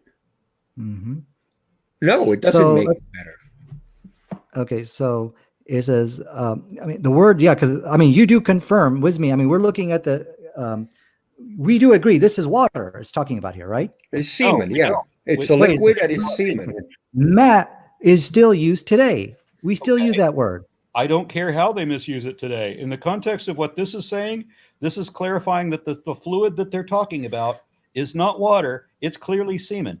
It's either Everybody understands like that. the other half dozen references said that men are Okay. created from semen, like this reference is saying that men is created from, or it's contradicting itself. So is the Quran contradicting itself, or is it being consistent and still describing semen? Which is it? Okay, that's a lot for me to take in if I don't answer It's all of one of that. two things. The Quran is either wrong about it being, it's talking about semen and giving the wrong location for where it comes, or it's contradicting itself. In either case, it's Okay, wrong. let's first talk about what the Quran, what is actually, we all agree that in this verse, many, which is a word for semen, that's not in the Quran. I But mean, in this chapter 8. do we also Okay. agree that it says in verse 5, so let man observe from what he is created? The next verse, he was created from a fluid, ejected. Water. He was created from, does it specify that it's water? Yeah. It's the same word for water you can It use today. uses the water, but I repeat again, in this case, it means semen, because if Water it means didn't, semen? in this case, Okay, it so what he's has to saying, what mean Nadir that, is saying, is that the Quran is contradicting itself. or it's even That's a different wronger. issue. That's a different issue. We can talk about Previous that. half dozen references that said that we were made out of semen, but now the Quran is contradicting itself and saying that we are made out of water. Okay. Let's Okay, guys. take it. If you take the literal water, Yes, it's water. if you take the literal water, then the Mm-hmm. Quran is even wronger. Okay. Okay? So It's even let's wronger now deal because with it's the not issue of water, contradiction. it is semen. If you want Okay. to have it that way, let's have it that way. But then it's not even semen. Then what the heck is he talking about? Okay. And- So and we all agree. Quran's We wrong. all agree semen is not in this verse. Okay. So the Quran No, does I not agree say that semen is implied in this verse. implied. There you go. That's your own Yeah. interpretation. Yeah, The because text of the Quran either doesn't that say or the that. Quran contradicts itself. see- Now, if you want to argue that the Quran is contradicting itself, then you are Let's admitting that do the it. Quran is I wrong. will argue that. I will. Let's do that one. Okay, so Okay. in the previous half a dozen verses, it was implying semen, was it not? Was Yeah, I it? talked about semen. Yeah. So It was. Yeah, it Was talked the about word it. semen the used? male and the female was from Was the the word semen. Yes. semen used in any of those previous verses? I think he cut out. You're you broken up. Yeah. Aaron, you broke up. I Yeah, didn't I'm hear sorry. you. You I think it broke was up. you this time. I know it was me last time. I apologize, but it was you this time. Yeah, Oh, okay. You're back. Okay, guys. So I think, see, here's the thing. I think we are, in a sense, we are agreeing more than we are disagreeing. You see, what I would like to show you is a double standard here, which is wrong. The first thing is when it's my turn to show scientific miracles in the Quran, if it didn't explicitly state that, then you will criticize me and you'll say, no, you're wrong. And I thought, oh no, but it implies it. It implies it, you Okay, know. so, And so in the okay, previous 6 then you will then turn around and accuse me of reading into the Quran yeah, what is not there. I don't use logical fallacies, and double standard is certainly not Okay. one I apply. We I are know that you do, because Yes. the standard that I have to abide by is that when something is impossible, that's the thing that proves it wrong. You have a different standard. You're using a double standard because you can then claim a miracle from the special pleading fallacy, which is what allows you to do that. But I don't use fallacies. So we're going to use the one standard. And by that one standard we both have to apply to, does it specify the word for semen in any of the previous half dozen references that we read before this one? Did you ask, does it specify semen in all those other verses? In any of them? Yes. It was semen there. In the verses which you quoted from before, that the male and the female is from the sperm, which is scientifically What kind correct. of a sperm? What's the word being used? Let's see. But now let's talk about 86, guys. I think let me, so Well, we all agree. Let's see. Guys. Let's see. 53 verses 46 uses notfa. The drop. What is nutfa? Just a drop of what? Solid iron? How do we know that it's semen? Not an interpretation, but how do we know that it's semen? A drop of Surah what? 86? In Surah 86? Yeah. 53. Let's go 86. Wait a second. We're jumping all over the place. We're still dealing with It's Surah all 86. over the place. It is all over the place. He uses different words to describe semen. You're only stuck on, That's on, your on water. interpretation. You're Okay, that's only your you're interpretation. only- We know that in 96 it was talking about a clinging form, so we know that it didn't use the word specific for semen there. no We semen. don't need to visit that one again. Okay, In let's go Surah to 53, 83. Okay. And all the way you were okay with it to be any other word that we interpret and understand as semen, and when we come to water, suddenly you have a problem with it. Well, semen was specifically, well, let me go. I can't remember Surah what verse it was 53. in the rest. Surah On the verses. 45. Now, can I speak, guys? Okay, so the issue here is why I'm not letting you off the hook here is because the word I'm in not on the chapter hook. 80. I'm not the one on the hook. You are definitely the one on the hook. Don't get confused. Okay, let's not interrupt each other. Let me finish. The word which is used in chapter number 86, verse 7 is not sperm. It's the same word which you can use if you go to any restaurant and you point to this and say, hey, I want this. They're going to hand you a glass of water because everybody, even today, everyone sees that as water. So the word sperm is nowhere to be found in there. But some people have put their own interpretation and turned water into sperm. And that's what we're dealing with here. So let's take a look, if you would, please. Surah 53, verse 46. 53:46. Okay, let's go there. Now, please tell me what that word means. So it says from a drop when it is emitted. So from a drop. Doesn't say what a drop of what? So a drop of so the word sperm is not there. Well, so it is sperm drop. Yeah. The word, so basically the word sperm is there, but it's being turned into how? Where is it? There. What is the word for sperm? Where is it? Tumna, which is the very last word in 46. Tumna, which is emitted, not many. Okay. Let me. Yeah. I mean, if I'm going to hold you at the standard on the water, I'm going to hold you at the standard on this one. So, well, this is different. This does not say water. This actually says sperm. Does it actually say sperm? No, it says emitting some sort of a liquid because you can only, I mean, you can't have a drop of iron. That would be difficult. Well, it'd be painful. For sure. Well, can we do this, guys? Maybe we could do this. Can you just bring up the verses where it explicitly states or denies something rather than, why didn't it say that? One that we're looking for right now. This is the one where you said the word sperm is there. And what I'm hearing, and I wish I had more Arabic speakers on the show at this moment, but what I'm hearing is that the word sperm is not there, but a word that implies an unidentified fluid is what is actually there. And that no, it does say sperm. That because it does say sperm. It does say sperm. And what is the word for sperm? Tumna. Tumna. TU. No, so no, the no. word, okay, so it's like this. The word for The sperm word is for just many. It's what? many, Like but then many. the verb of emitting it is tumna, right? Which means emitting. So it doesn't have to be sperm. Do I have a feeling that God creates people from not sperm either?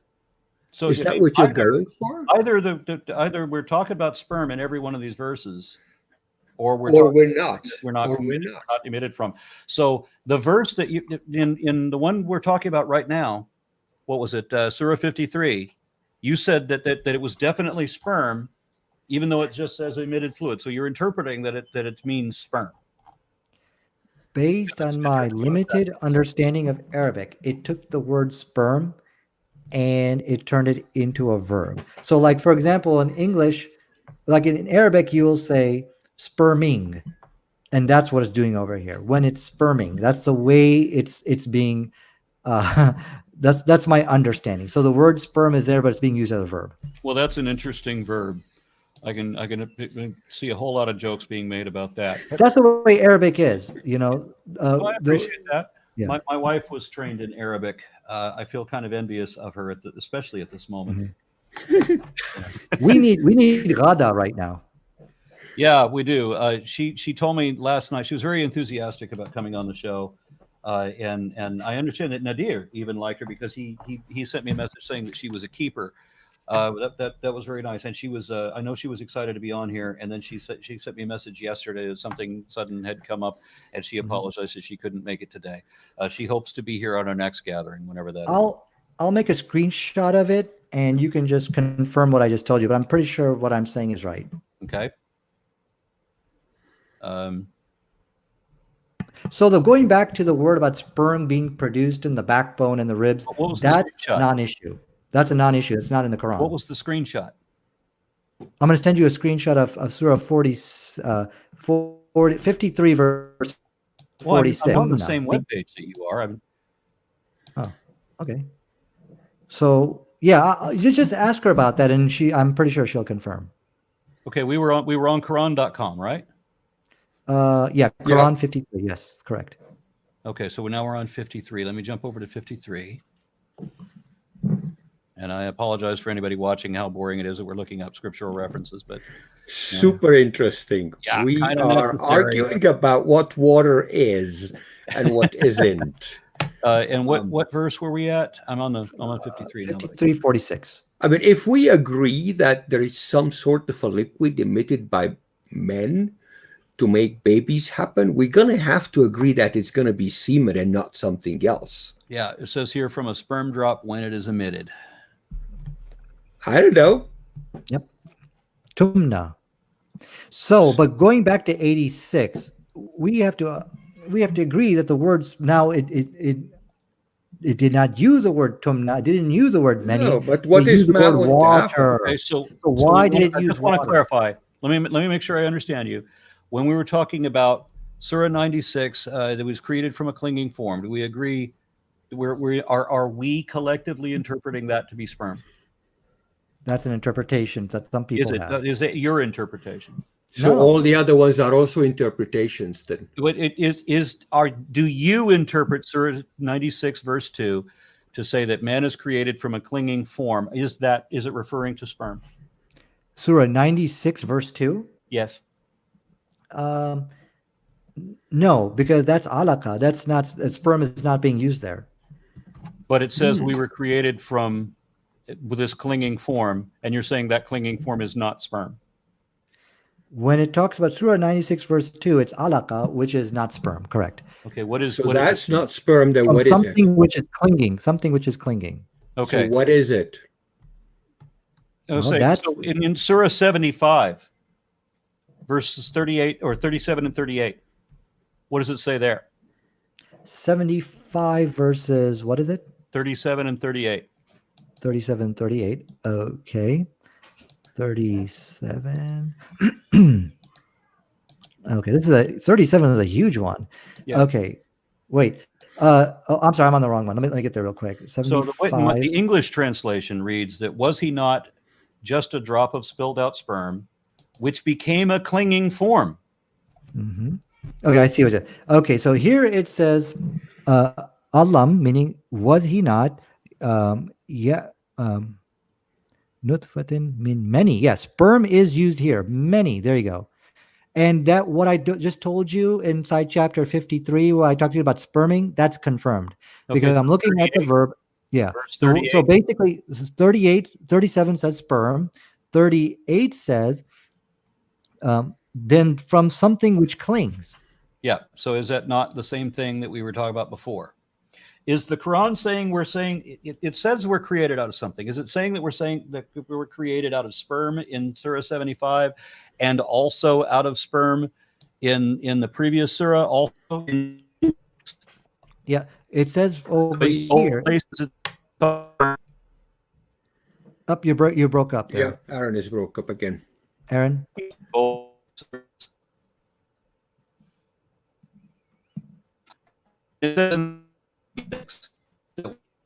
I don't think he can even see us.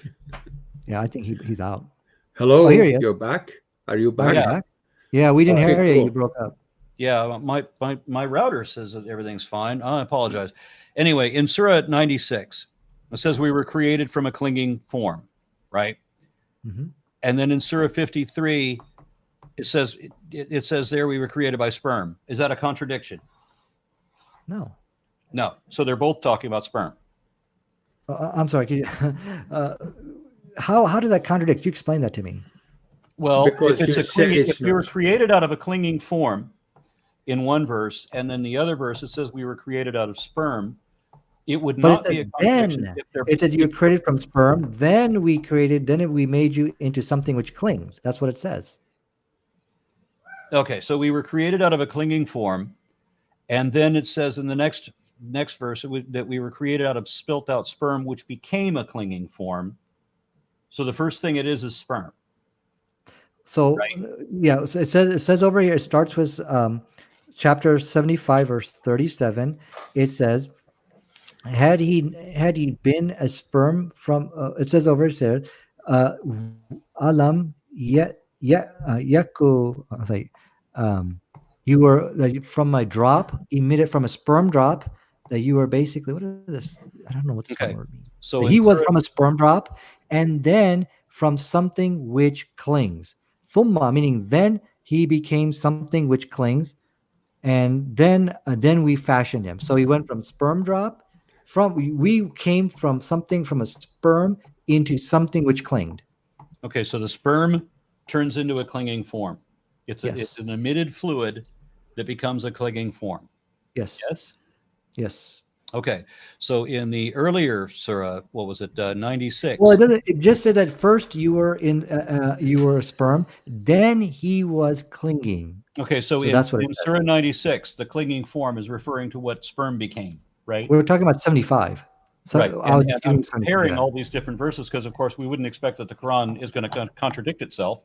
So if Mhm. it says that we were created from a clinging form in Surah 96, and in Surah 53 it says we were created from sperm, which became a clinging form, then 53 or excuse me, 75 and 96 are both talking about sperm becoming a clinging form. Yes. Okay, 75,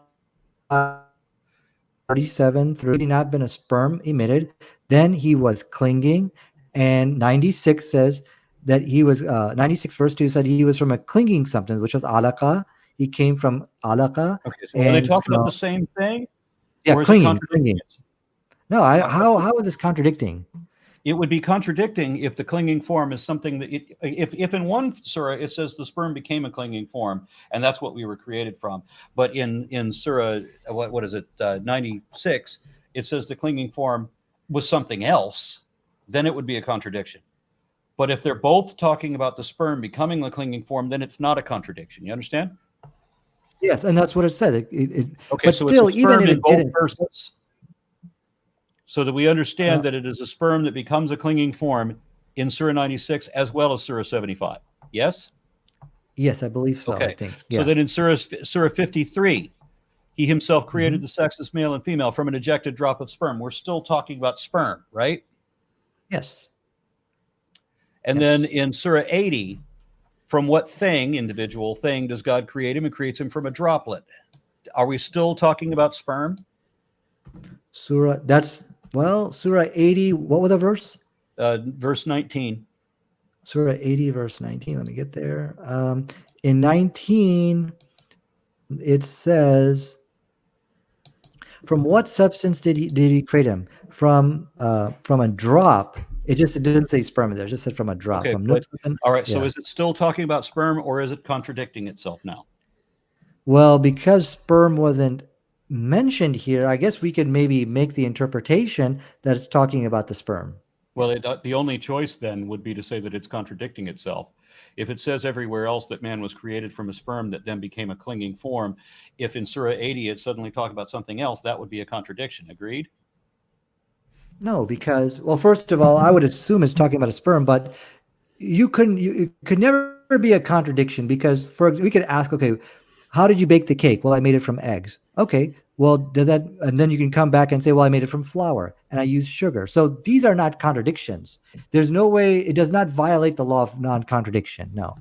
Violating the law of non-contradiction would be something like what we see in the Bible where it says, and Jesus was crucified at the 3rd hour. Then another verse says Jesus was crucified at the 6th hour.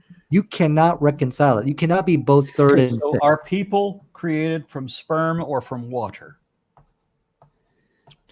Well, is there any water in sperm? Is that it? That's my question. Is that the tip of the argument then? What I would say is whether water was used in the creation of human beings, this is something we are 1980. We have two would not ingredients try in this to- case. One of them is not mentioned in the Quran. Yeah. And I'm sorry, what's that? one is repeatedly. So we have all these other verses that we've talked about in which this word sperm is not always used, but it is definitely always implied. And the only possible interpretation is that they're talking about sperm. Right? Well, when it Because says a that drop, emitted fluid is also what is determining our gender. well, first of all, water is a big portion of water, I believe, is sperm. So it's like trying to show that sperm and water somehow contradict. That's never going to work. Well, because then you can't say that it's yeah. you can't say that the verse we're talking about now is referring to water because water doesn't come from there. 86. We have- So talking about 86. 86% of our entire body is water. So you Okay. can't identify that it comes from that one location. We're talking about something special there, not what comes out of our salivatory glands. Yeah, because 90% of I know- alcohol is water, Okay. yet you still don't drink it. So I think what we can agree is, well, I guess what I'm having a hard time understanding is where exactly is the contradiction here? The Well, you contradiction brought is it up. that You- in Surah you made one. 86, it says in my English translation that man is created from a spurting fluid, which we agree that in every other reference is talking about semen. And indeed, the translation that I have has the word semen in brackets. Now, we know that if the Quran is consistent in not contradicting itself, then it must be talking about this spurting fluid, which cannot be water, obviously. We don't spurt water, at least not from that location. We might urinate or we might salivate and a number of other things, but we're not spurting liquid from between the backbone and the breastbone. So Okay. we're not spurting water. We don't know that. Okay, look, We let's do talk know about where. that. Hold on. Let Nobody me- spurts now water let me- from the backbone and breastbone. Okay, it doesn't. Okay, so what the verb says, it says emitted. So in fact, when we go back to chapter number 86, I'm sorry. Have you ever seen anyone emit water from their backbone and breastbone? Or from between their backbone and breastbone? This was Surah 86, verse 7, right? 6 and 7, yes. Okay, let me He is just get it created from a so we spurting can- fluid. Yeah, so the verse says emitted, and it's not the word spurting. Really, isn't there? That's more of a Is it the same word translation. for?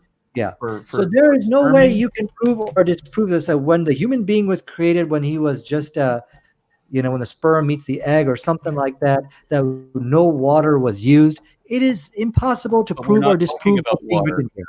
This is specifying that we're not talking about water because, and then he emerges from between the backbone and breastbone. Mm-hmm. Nope. Yes. Nope. Emerging from, okay, so when we, He's I guess created from a spurting fluid, then he emerges from the backbone and the breastbone. And what does your translation say? It said he was created from a fluid, which is water, ejected, Dafik, emerging from between the Why does it backbone say and the rib. water in that translation? Why What's is that? the spurting fluid semen everywhere else? Well, here, let me do Yeah, this.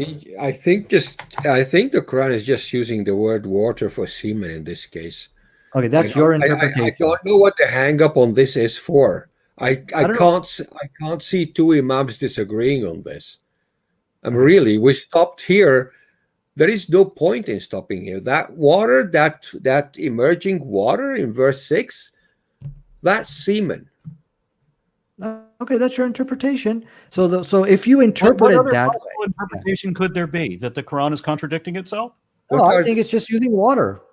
So just Yeah. water. So in this Water means case, water. So are we made from water? okay, then in this case, human beings are created from water. Except every other reference where it says we're created from sperm. Then the Quran contradicted itself. Bang, Well, right there. okay. So because it says one reference, it says sperm. One reference says it's water. Therefore, it's a contradiction. Is that what you're saying? Of course it is. It's all over the Okay. place. Yeah, sure. Then it is Let's all move over on the to the place. next one. Because Yeah, if I'm not even going to address if we that. take this water for sperm, then it's Let's okay. move on to the Everything next is one. in line. Okay. Let's get the What's next the one. next I'm not ready scientific to error? move on from the next one because Mhm. this isn't all I've got there on this Okay. one. Now, the footnotes from Adel Halim so it makes the excuse that we come from the mother's womb, which is closer to the indicated area, but still outside of it.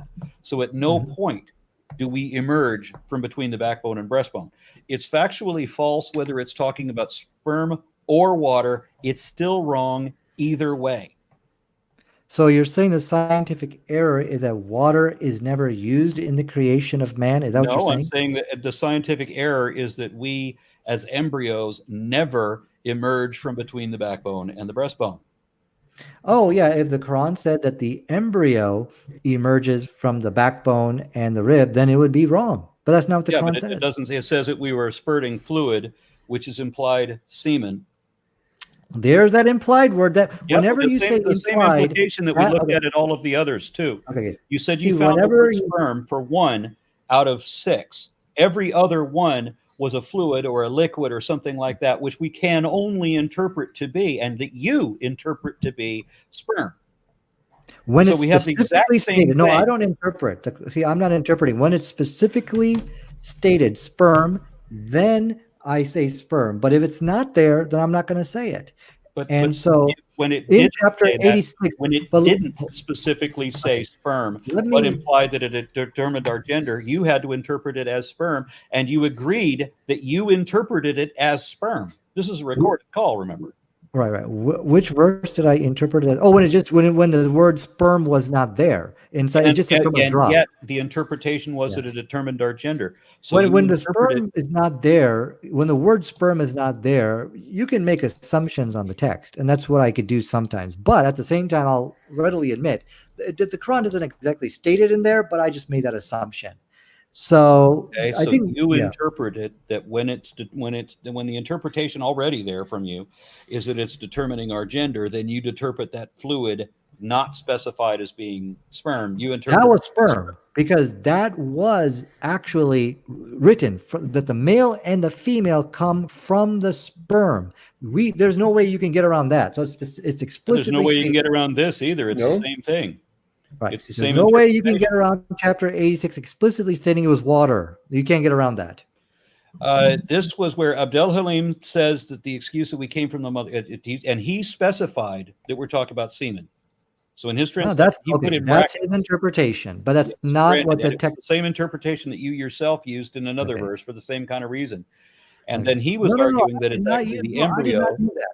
and he was Okay. arguing that it was the embryo, that the clinging So form. let's sperm agree comes. let's agree on this. We can all agree on this, that if you want to interpret this verse to mean sperm, if that's your interpretation, then perhaps you can see some conflict with science. But the text of the Quran doesn't say sperm, it says water. Okay, Now, then let's can we move be on to the very next clear. point? If it means sperm, then the Quran is wrong here. If it means water, and it's talking about water that's coming that is emitting or spurting from between the backbone and breastbone, then it's wrong here. If it Whoa, means show me a embryo, scientific then reference. the Quran is wrong here. Wait a second, wait a Give me an second. interpretation where the Quran is not wrong here. Wait a second. I want to see a reference from you, from an embryologist, that when the human being is created, no drop of H2O has ever emitted from this place. Can you please show me that Spurting reference? from between the backbone and breastbone. Okay. Seriously? You have no scientific reference for that. Nadir, We don't trust that's me, correct. you There is don't. no scientific you. reference for anybody spurting fluid from between the backbone and breastbone. Here's my point. No scientist will ever waste his time trying to prove or disprove something like this. They'll just say, okay, whatever, just move You're on. right. They'll all say, no, that's not where it comes from.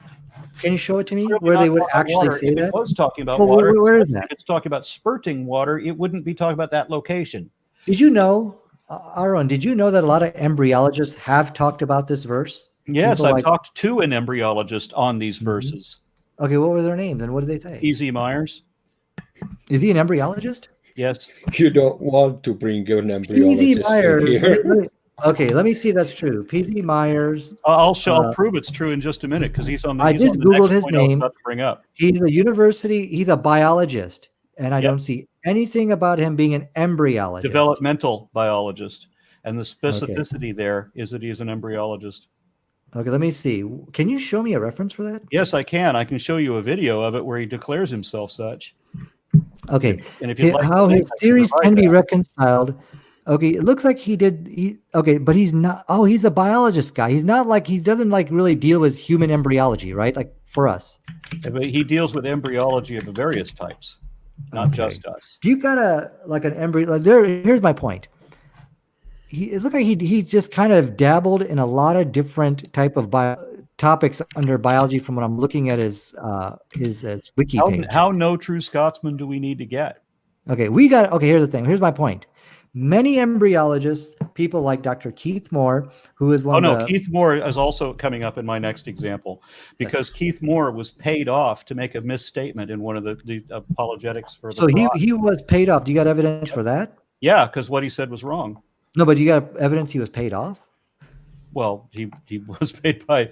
He was paid to promote the Quran. Yeah, I think actually the rationalizer. No, to actually submit false information. Now here's what rationalizer was the one that interviewed him on his show where he admitted that. He never interviewed Keith Moore. No, I thought that was the rationalizer did that. But here's the thing. I mean, Keith Moore is just one of the embryologists. There are many embryologists, not just Keith Moore, who have come out, looked at our verses, and they were very amazed with what the Quran and how the Quran describes embryology. So it sounds like we're going to get into the next one kind of prematurely.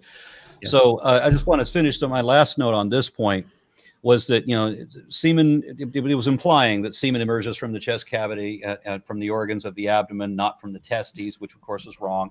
If it says that it's water, well, then that's wrong too, because we might be able to make an argument coming from the bladder or the salivatory glands or what have you, but you're not going to be able to argue that it's water spurting from between the chest cavity and the backbone. That's still wrong. And if it's interpreting it as the embryo, then that doesn't come from that location either, so that's still wrong. It doesn't matter what it's interpreting it as, it's still wrong. So you produce no scientific references showing water was never used in the creation of man from this area. Where water is your reference? spurting from between the backbone and the breastbone? Definitely not. Okay, if you don't want to show any scientific reference, you can even talk to PZ or whoever. People don't spurt water from between the backbone and the breastbone. If Where you're looking is for a location for water, you would first look to the salivatory glands or the. You see, Aaron, you are not an embryologist. I'm not an embryologist. When you make claims of science like this, you have to bring some kind of reference from a book or something like this. Right. This is not something you can prove or disprove. Since we know, even non-biologists know, that people do not spurt water from between the backbone and the breastbone. That's your opinion. We don't know. That's not an opinion. People do not spurt water from between the backbone and the breastbone. That's absurd. I don't have to be a biologist to know that, actually. Yeah, I really don't spurt water from between the backbone and the breastbone. It just doesn't happen. Next point, our friends. You have no reference for what you're saying. You're just kind of ridiculous and make fun. Keith Moore's claim refuted that the Quran says that flesh forms after bones. And this is a reference to Surah 23, verse 14. When we made the sperm drop into a clinging clot, once again clarifying that the clinging clot is indeed a sperm, and we made the clot into a lump of flesh. And remember, again, we don't include an egg or anything, with one thing turning into another thing, turning into another thing, without any addition from anything else. We made from the lump bones. Then we covered the bones with flesh. Then we developed him into another creation. So blessed is Allah, the best of creators. We developed the seed into a clot. Then we developed the clot into a lump. Then we developed the lump into bones. Then we clothed the bones in flesh. Then we produced it into another creature. And that's from Clear Quran. That's the alternate translation there. So, regarding P.C. Myers, he said about this. Science here. What? Yeah, I'm sorry. Go ahead. What do you feel contradicts science here? Well, okay. The sequence is wrong. As I was saying before, the problem is the sequence is wrong as described in the Quran. Yeah, you interrupted. That's not how things are built, and the Quran is quite adamant about what the sequence is. Yeah. Actually, so let me continue, if I may, Bogey. P.C. Myers said that when we look at the descriptions of embryology in the Quran and we look at descriptions of embryology from Aristotle, they're the same. We see a correspondence. Aristotle also described the emergence of bones and muscles in sequence, and it's like the Quran. Now, at that point, when he said that, because it happened to be at a place where I was physically myself, there was somebody from the Islamic Education and Research Academy named Adnan Rashid who jumped in. And the Islamic Education and Research Academy is an academy in exactly the same way that Prager University isn't a university. He interrupted to point out that the Quran says the bones come first, then the flesh, then the muscles. And PZ corrected, saying that these things develop simultaneously. Refusing to admit any error, Adnan then lied and said that the Arabic word thumma also means simultaneously. And I've gotten from a number of Arabic speakers that is incorrect. Yeah, that is incorrect. Guys, let me make sure, before I respond, I just want to make sure I understand what you're saying. You're saying that the bones and the flesh, they form simultaneously, and the Quran is stating that the bones form first, then the muscle form first. Is that second? I'm sorry. Is that what you're saying? I want to make sure I get the quote correct.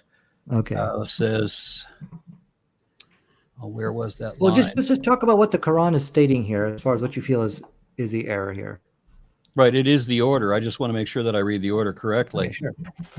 And P.Z. Meyer, he is an atheist apologist. Is that correct? Well, there's no such thing as an atheist apologist, so he can't be something that there isn't. He tries to promote atheism. Is that correct? He advocates for reason and science, yes. Okay, so we cannot really use him as a reference. Why? Because he's not. Why can I not use Dr. Zakir Naik as a reference? Use him. You're welcome to try to use a failed apologist if you want to. Okay. I would love. He's a failed apologist. I would have so much fun. Let's quote real scientists who do not have a stake in the game, who's not trying to convert you to Christianity, Islam, or atheism. What do you mean? Not have a stake in the game, Mr. Nadir? Everyone has a stake in this game. Okay. How is it possible? Okay, so you don't have objective references. P.Z. Meyer, I'm sorry. I'm using an actual professional. Dr. William Lane Craig is no more better than P.Z. Meyer. Sorry. Okay, you gotta be kidding me. Let's play your no true Scotsman fallacy and find out which biologist we need to refer to. Let's just go to the verse. What do you feel is contradicting science here? The order of progression. Okay. As I said, or what was created, or what do you? Yeah, that the Quran says the bones come first, then the flesh, then the muscles. The bones come first, then the flesh, then first the muscles. bones is okay. Let me just make sure before I respond. First, bones is created. Then after bones is created, then muscles come after is created after that. That's what you believe. In the two translations that I read for you earlier, let's see, the one from Clear Quran said, then we develop the seed into a clot, then we develop the clot into a lump, then we develop the lump into bones. Mm-hmm. Then we develop the lump into bones. Okay, and then the other one, let me see, what was it? Where did I quote? No, that's from Abdel Halim. We made the clot into a lump of flesh. We made the what? Does it specifically state that flesh is created after bones. Does it say that? What it specifically says was just like what I just read. We developed the clot into a lump, then we It does developed the not lump into state what you bones. want it to state. It does So the state. Quran I does don't not want state it that to flesh state is anything. created. What I want it to state is that we shouldn't believe anything on faith. We shouldn't make bullshit excuses for miracles. We should accept reason. That's what I would want it to say, but it doesn't say what I want it to say. Instead, it says we develop the lump into bones, then we close the bones with flesh. That's what it actually says. It's not but what it I want doesn't to say, say and it's we not what you created. want it to say either, but that is what it says. All right. Which surah are we talking about? Surah 23, verses 14. Actually, I don't. In this translation, I don't know. So what the controversy here is, the Quran said we closed the bones with flesh. Mhm. So people then The came to bones the exist conclusion. first, and So then people came to the conclusion that the author of the Quran is stating that flesh is created after or is at bone. least clothing the bones. The bones are created first. But the Quran is silent once again of when the flesh was created. Was the But flesh it's not created silent about before this. the bone? It's explicit about not being silent about Hold on. this. It Hold says on. it created the bones first, then post clothed the bones in flesh. We closed it, not created. Okay. Clothed, Let me, not cloned. without clothed. interrupting me, let me just give you my understanding of the verse. Okay. So the verse said we create that it actually doesn't even talk about when. The word for creating is khalaqa, and that's nowhere to be even found for bones. That's nowhere even to be found for flesh. So when bones was actually created, we don't know because the Quran doesn't state that. So how would you flesh, translate Surah 23 verse 14? How would you translate that? well, I would translate it exactly in the like what you read in the English, that bones was closed with flesh. Well, I said That's clothed, all. like, with clothes Closed. on it. But yeah, it's covered in either sense. Covered. Yeah, covered. Yeah, covered. So That's all. But bones when first. bones were created, when Bones flesh first, was then created, flesh. is not in there. Then we developed the lump into bones. Then we clothed the bones with flesh. How is that sequence not there? But when were they created? Bones first, then flesh. That's what bones it was created first, says. then flesh was created. Is that the way you're reading it? That is the only way it can be read. Yes, in multiple translations. Bones first. No, then that's flesh. not. That's your interpretation. That It's not my not, interpretation. Okay. I'm reading it straight. Abdel Halim Okay. says we made from the lump bones and we covered the bones with flesh. So bones first, then flesh. Not an interpretation. That's explicit. That's what it says. Do you agree with No me? matter how you want to interpret it, that's what it says. Do you? Okay, the word Like, created. this is so. Hold on. Let me ask this Just a question. second. This No, is no, as I'm clear not- as when you I'm- are. yeah, Just a second. then- Let me clarify a point here. Yeah, Bogey, let him speak and then make Okay, let's speak. Okay, speak.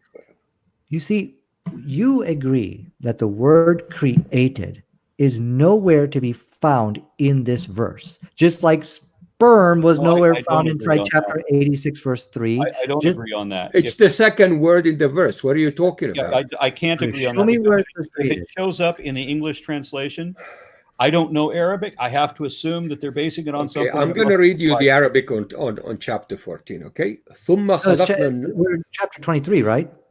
14 23. actually. Yes. You want 23? Yes.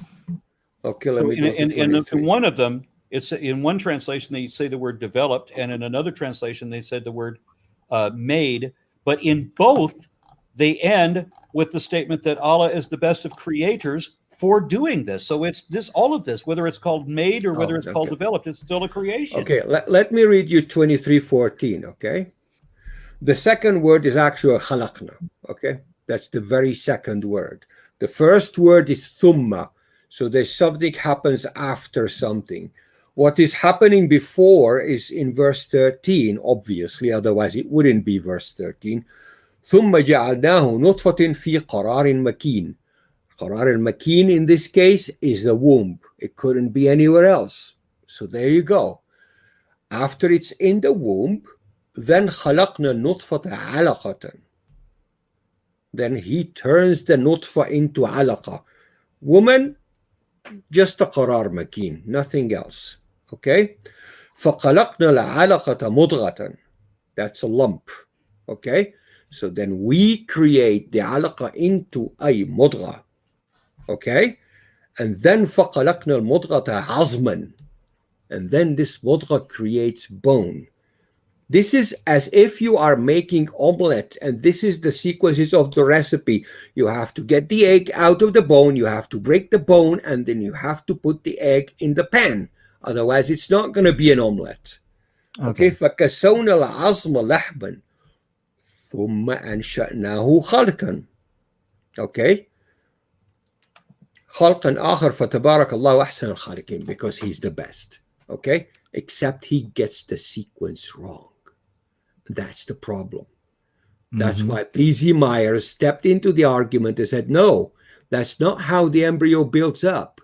That is the wrong sequence. Yeah, that these things form simultaneously. Well, there's never a time when you have bones with no flesh on them. That does not happen. That is factually false. Okay, well, let's first deal with the first objection about bones are created first and then flesh is created. So can I share my desktop here real quick, just so we can read the verse together? Okay, let's do that. So share screen. Okay, and I apologize that it has to be done in English, but I'm American, so that's no, English is good because the English, your entire window, application window. Okay, here we go. The English is good. There's nothing wrong with that. I think the English is going to pretty much explain it. Can you see my desktop, the verse? Yeah, give me just a second. I'll pull it up. Okay. All right. Yeah.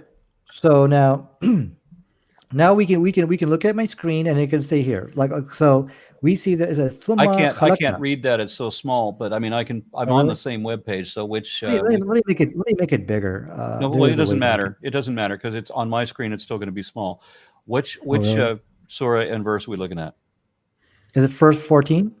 Okay, so we're looking at verse 14. 23:14. Yeah. 23:14. Yeah. Okay. So the word right here, this is the word for create. See where it says we created. That's create. Okay, so every time I hover my mouse over this, you're going to see it says create. So when it says here, and the embryonic lump, which word is create?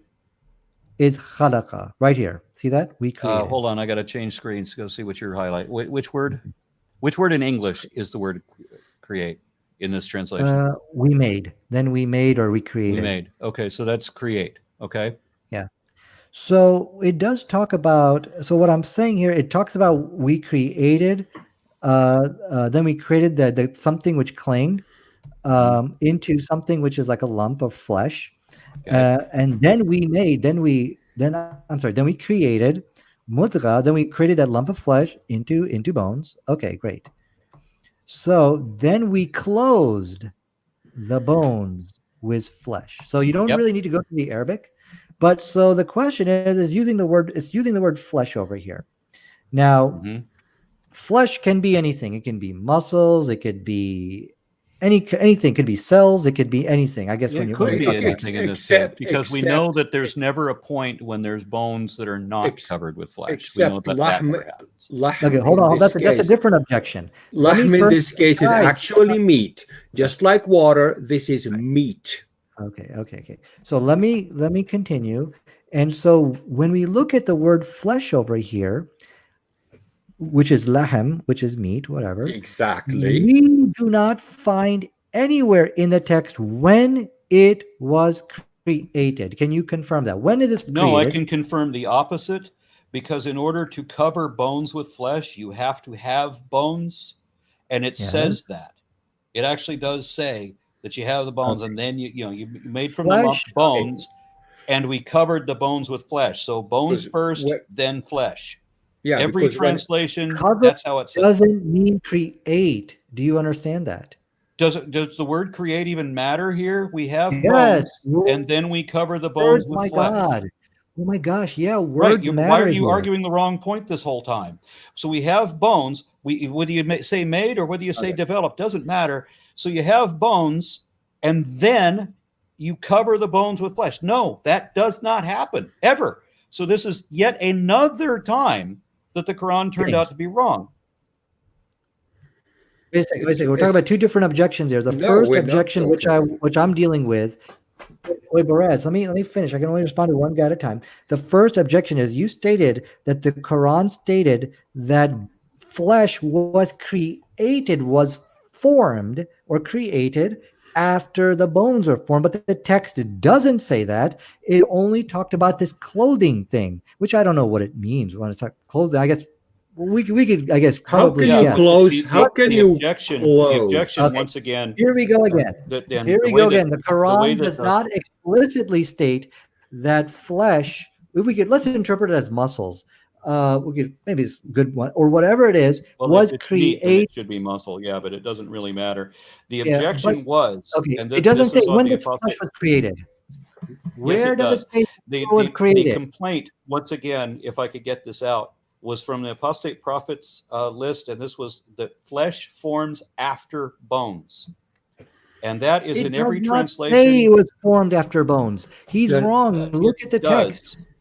Where? Yes, the only possible interpretation is that there are your bones. Interpretation. And then there you go. Yeah, because it's reading. We're reading something, so all we can do is interpret what the words mean. You string all the words together. We have to interpret each word individually, what it means in this context, and then we have to interpret it all together. So we understand that there are bones, and then after that, the bones are covered in flesh. So flesh forms after bones. That's every interpretation, every translation. There you go.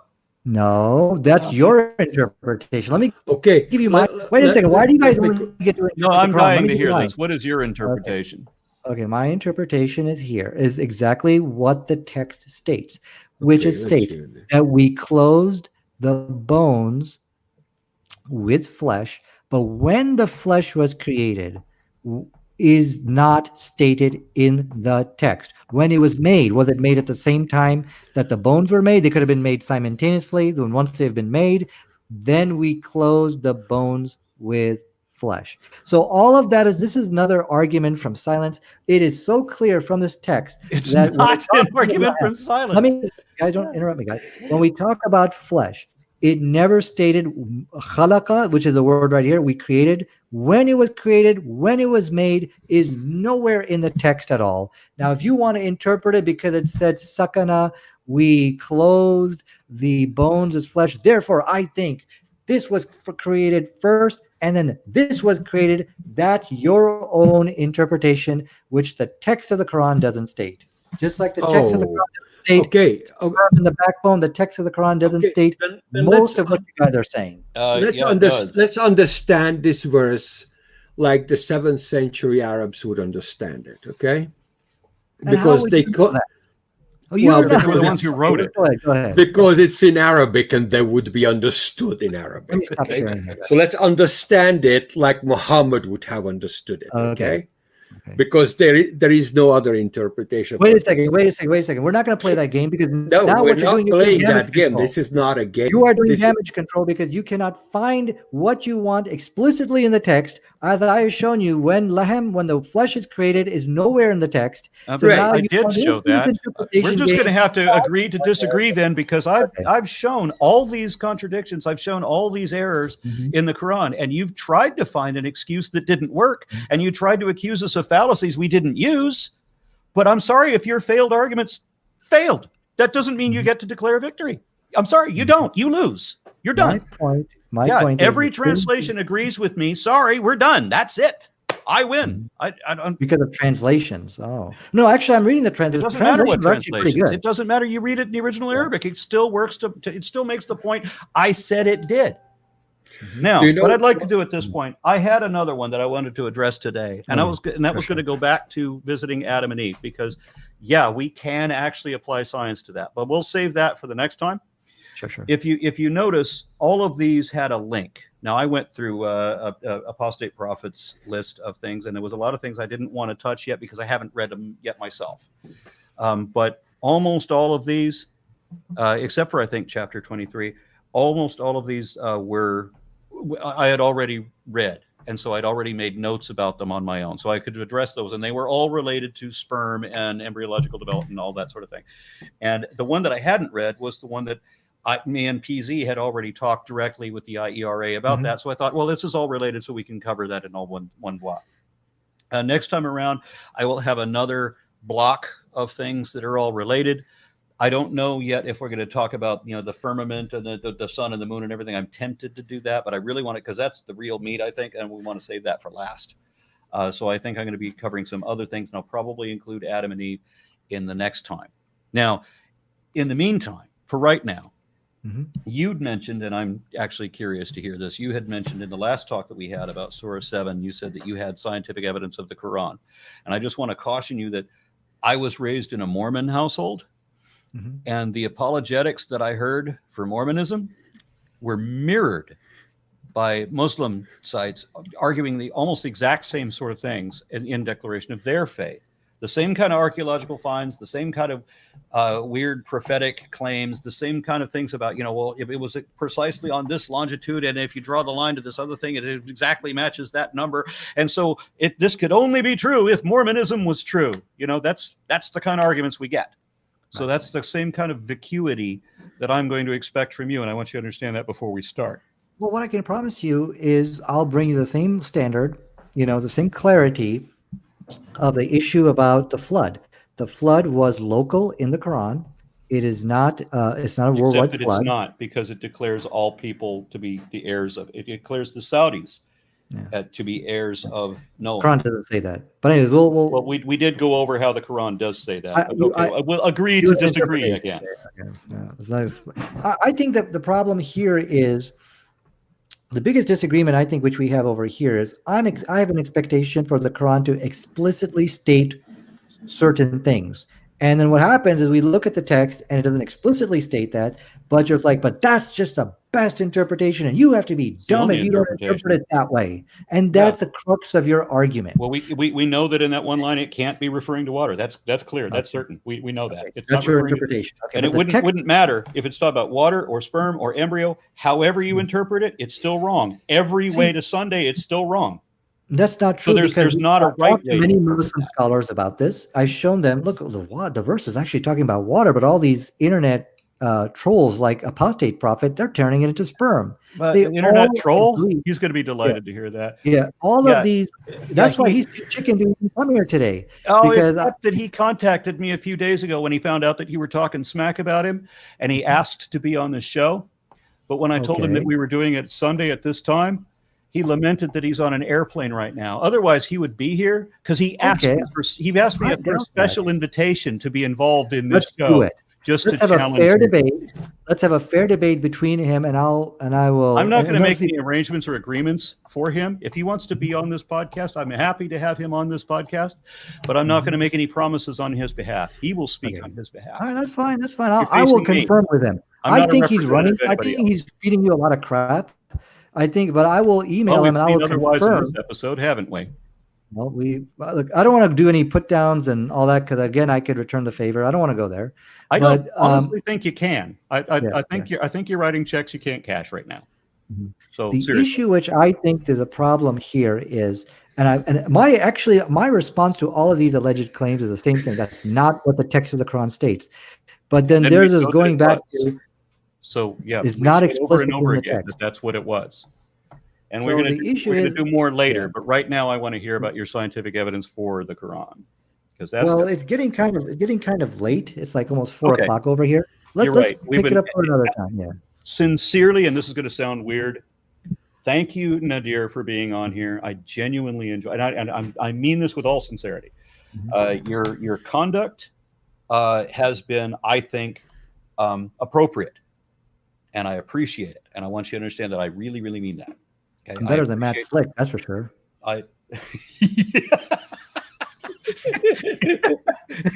Yeah. No. Yeah, definitely. So, and I want to return the favor in kind, and I realize there's 2 of us on here, and it's impossible. I don't want to put the reins or a muzzle on Bogey and dominate. But sometimes he and I are going to have slightly different points at the same time, and I apologize that it works out that way. It's not my intent. I do need somebody who understands Arabic to help me out with it. So I enormously appreciate Bogey's assistance on this. And of course, he's been with me on this series since the beginning. I would have no idea of the Quran at all if I didn't have him walking me through where the translation says I'm reading them are not actually correct, so that I have some other reference that I can go check and say, yep, Bogey's right, on this or that. Yeah. So, and that's also why I liked having Radha on. It impressed me that the first thing she did was like, take your side against Bogey. on that's stellar. That shows objectivity. So I mean, applaud her for that. Anyway, you're right. It is late, and I did sincerely appreciate the talk. We will do it again. I want to agree on when. I don't mean for this to be an every week thing, but it's kind of working out to that, and I'm kind of having fun with it. So I'm going to leave it up to you, Nadir. I'll be here next week. You'll be here next week. We will do another episode of scientific errors in the Quran. Same time next week. This was 5 p.m. Greenwich time, which for me was 11 o'clock a.m. Central in Texas. If you'd like to be part of this kind of a podcast, if you want to take a part in this topic, please contact me. I'd be happy to have you on. And thank you both. And I'm going to go ahead and close it out. Okay, thanks.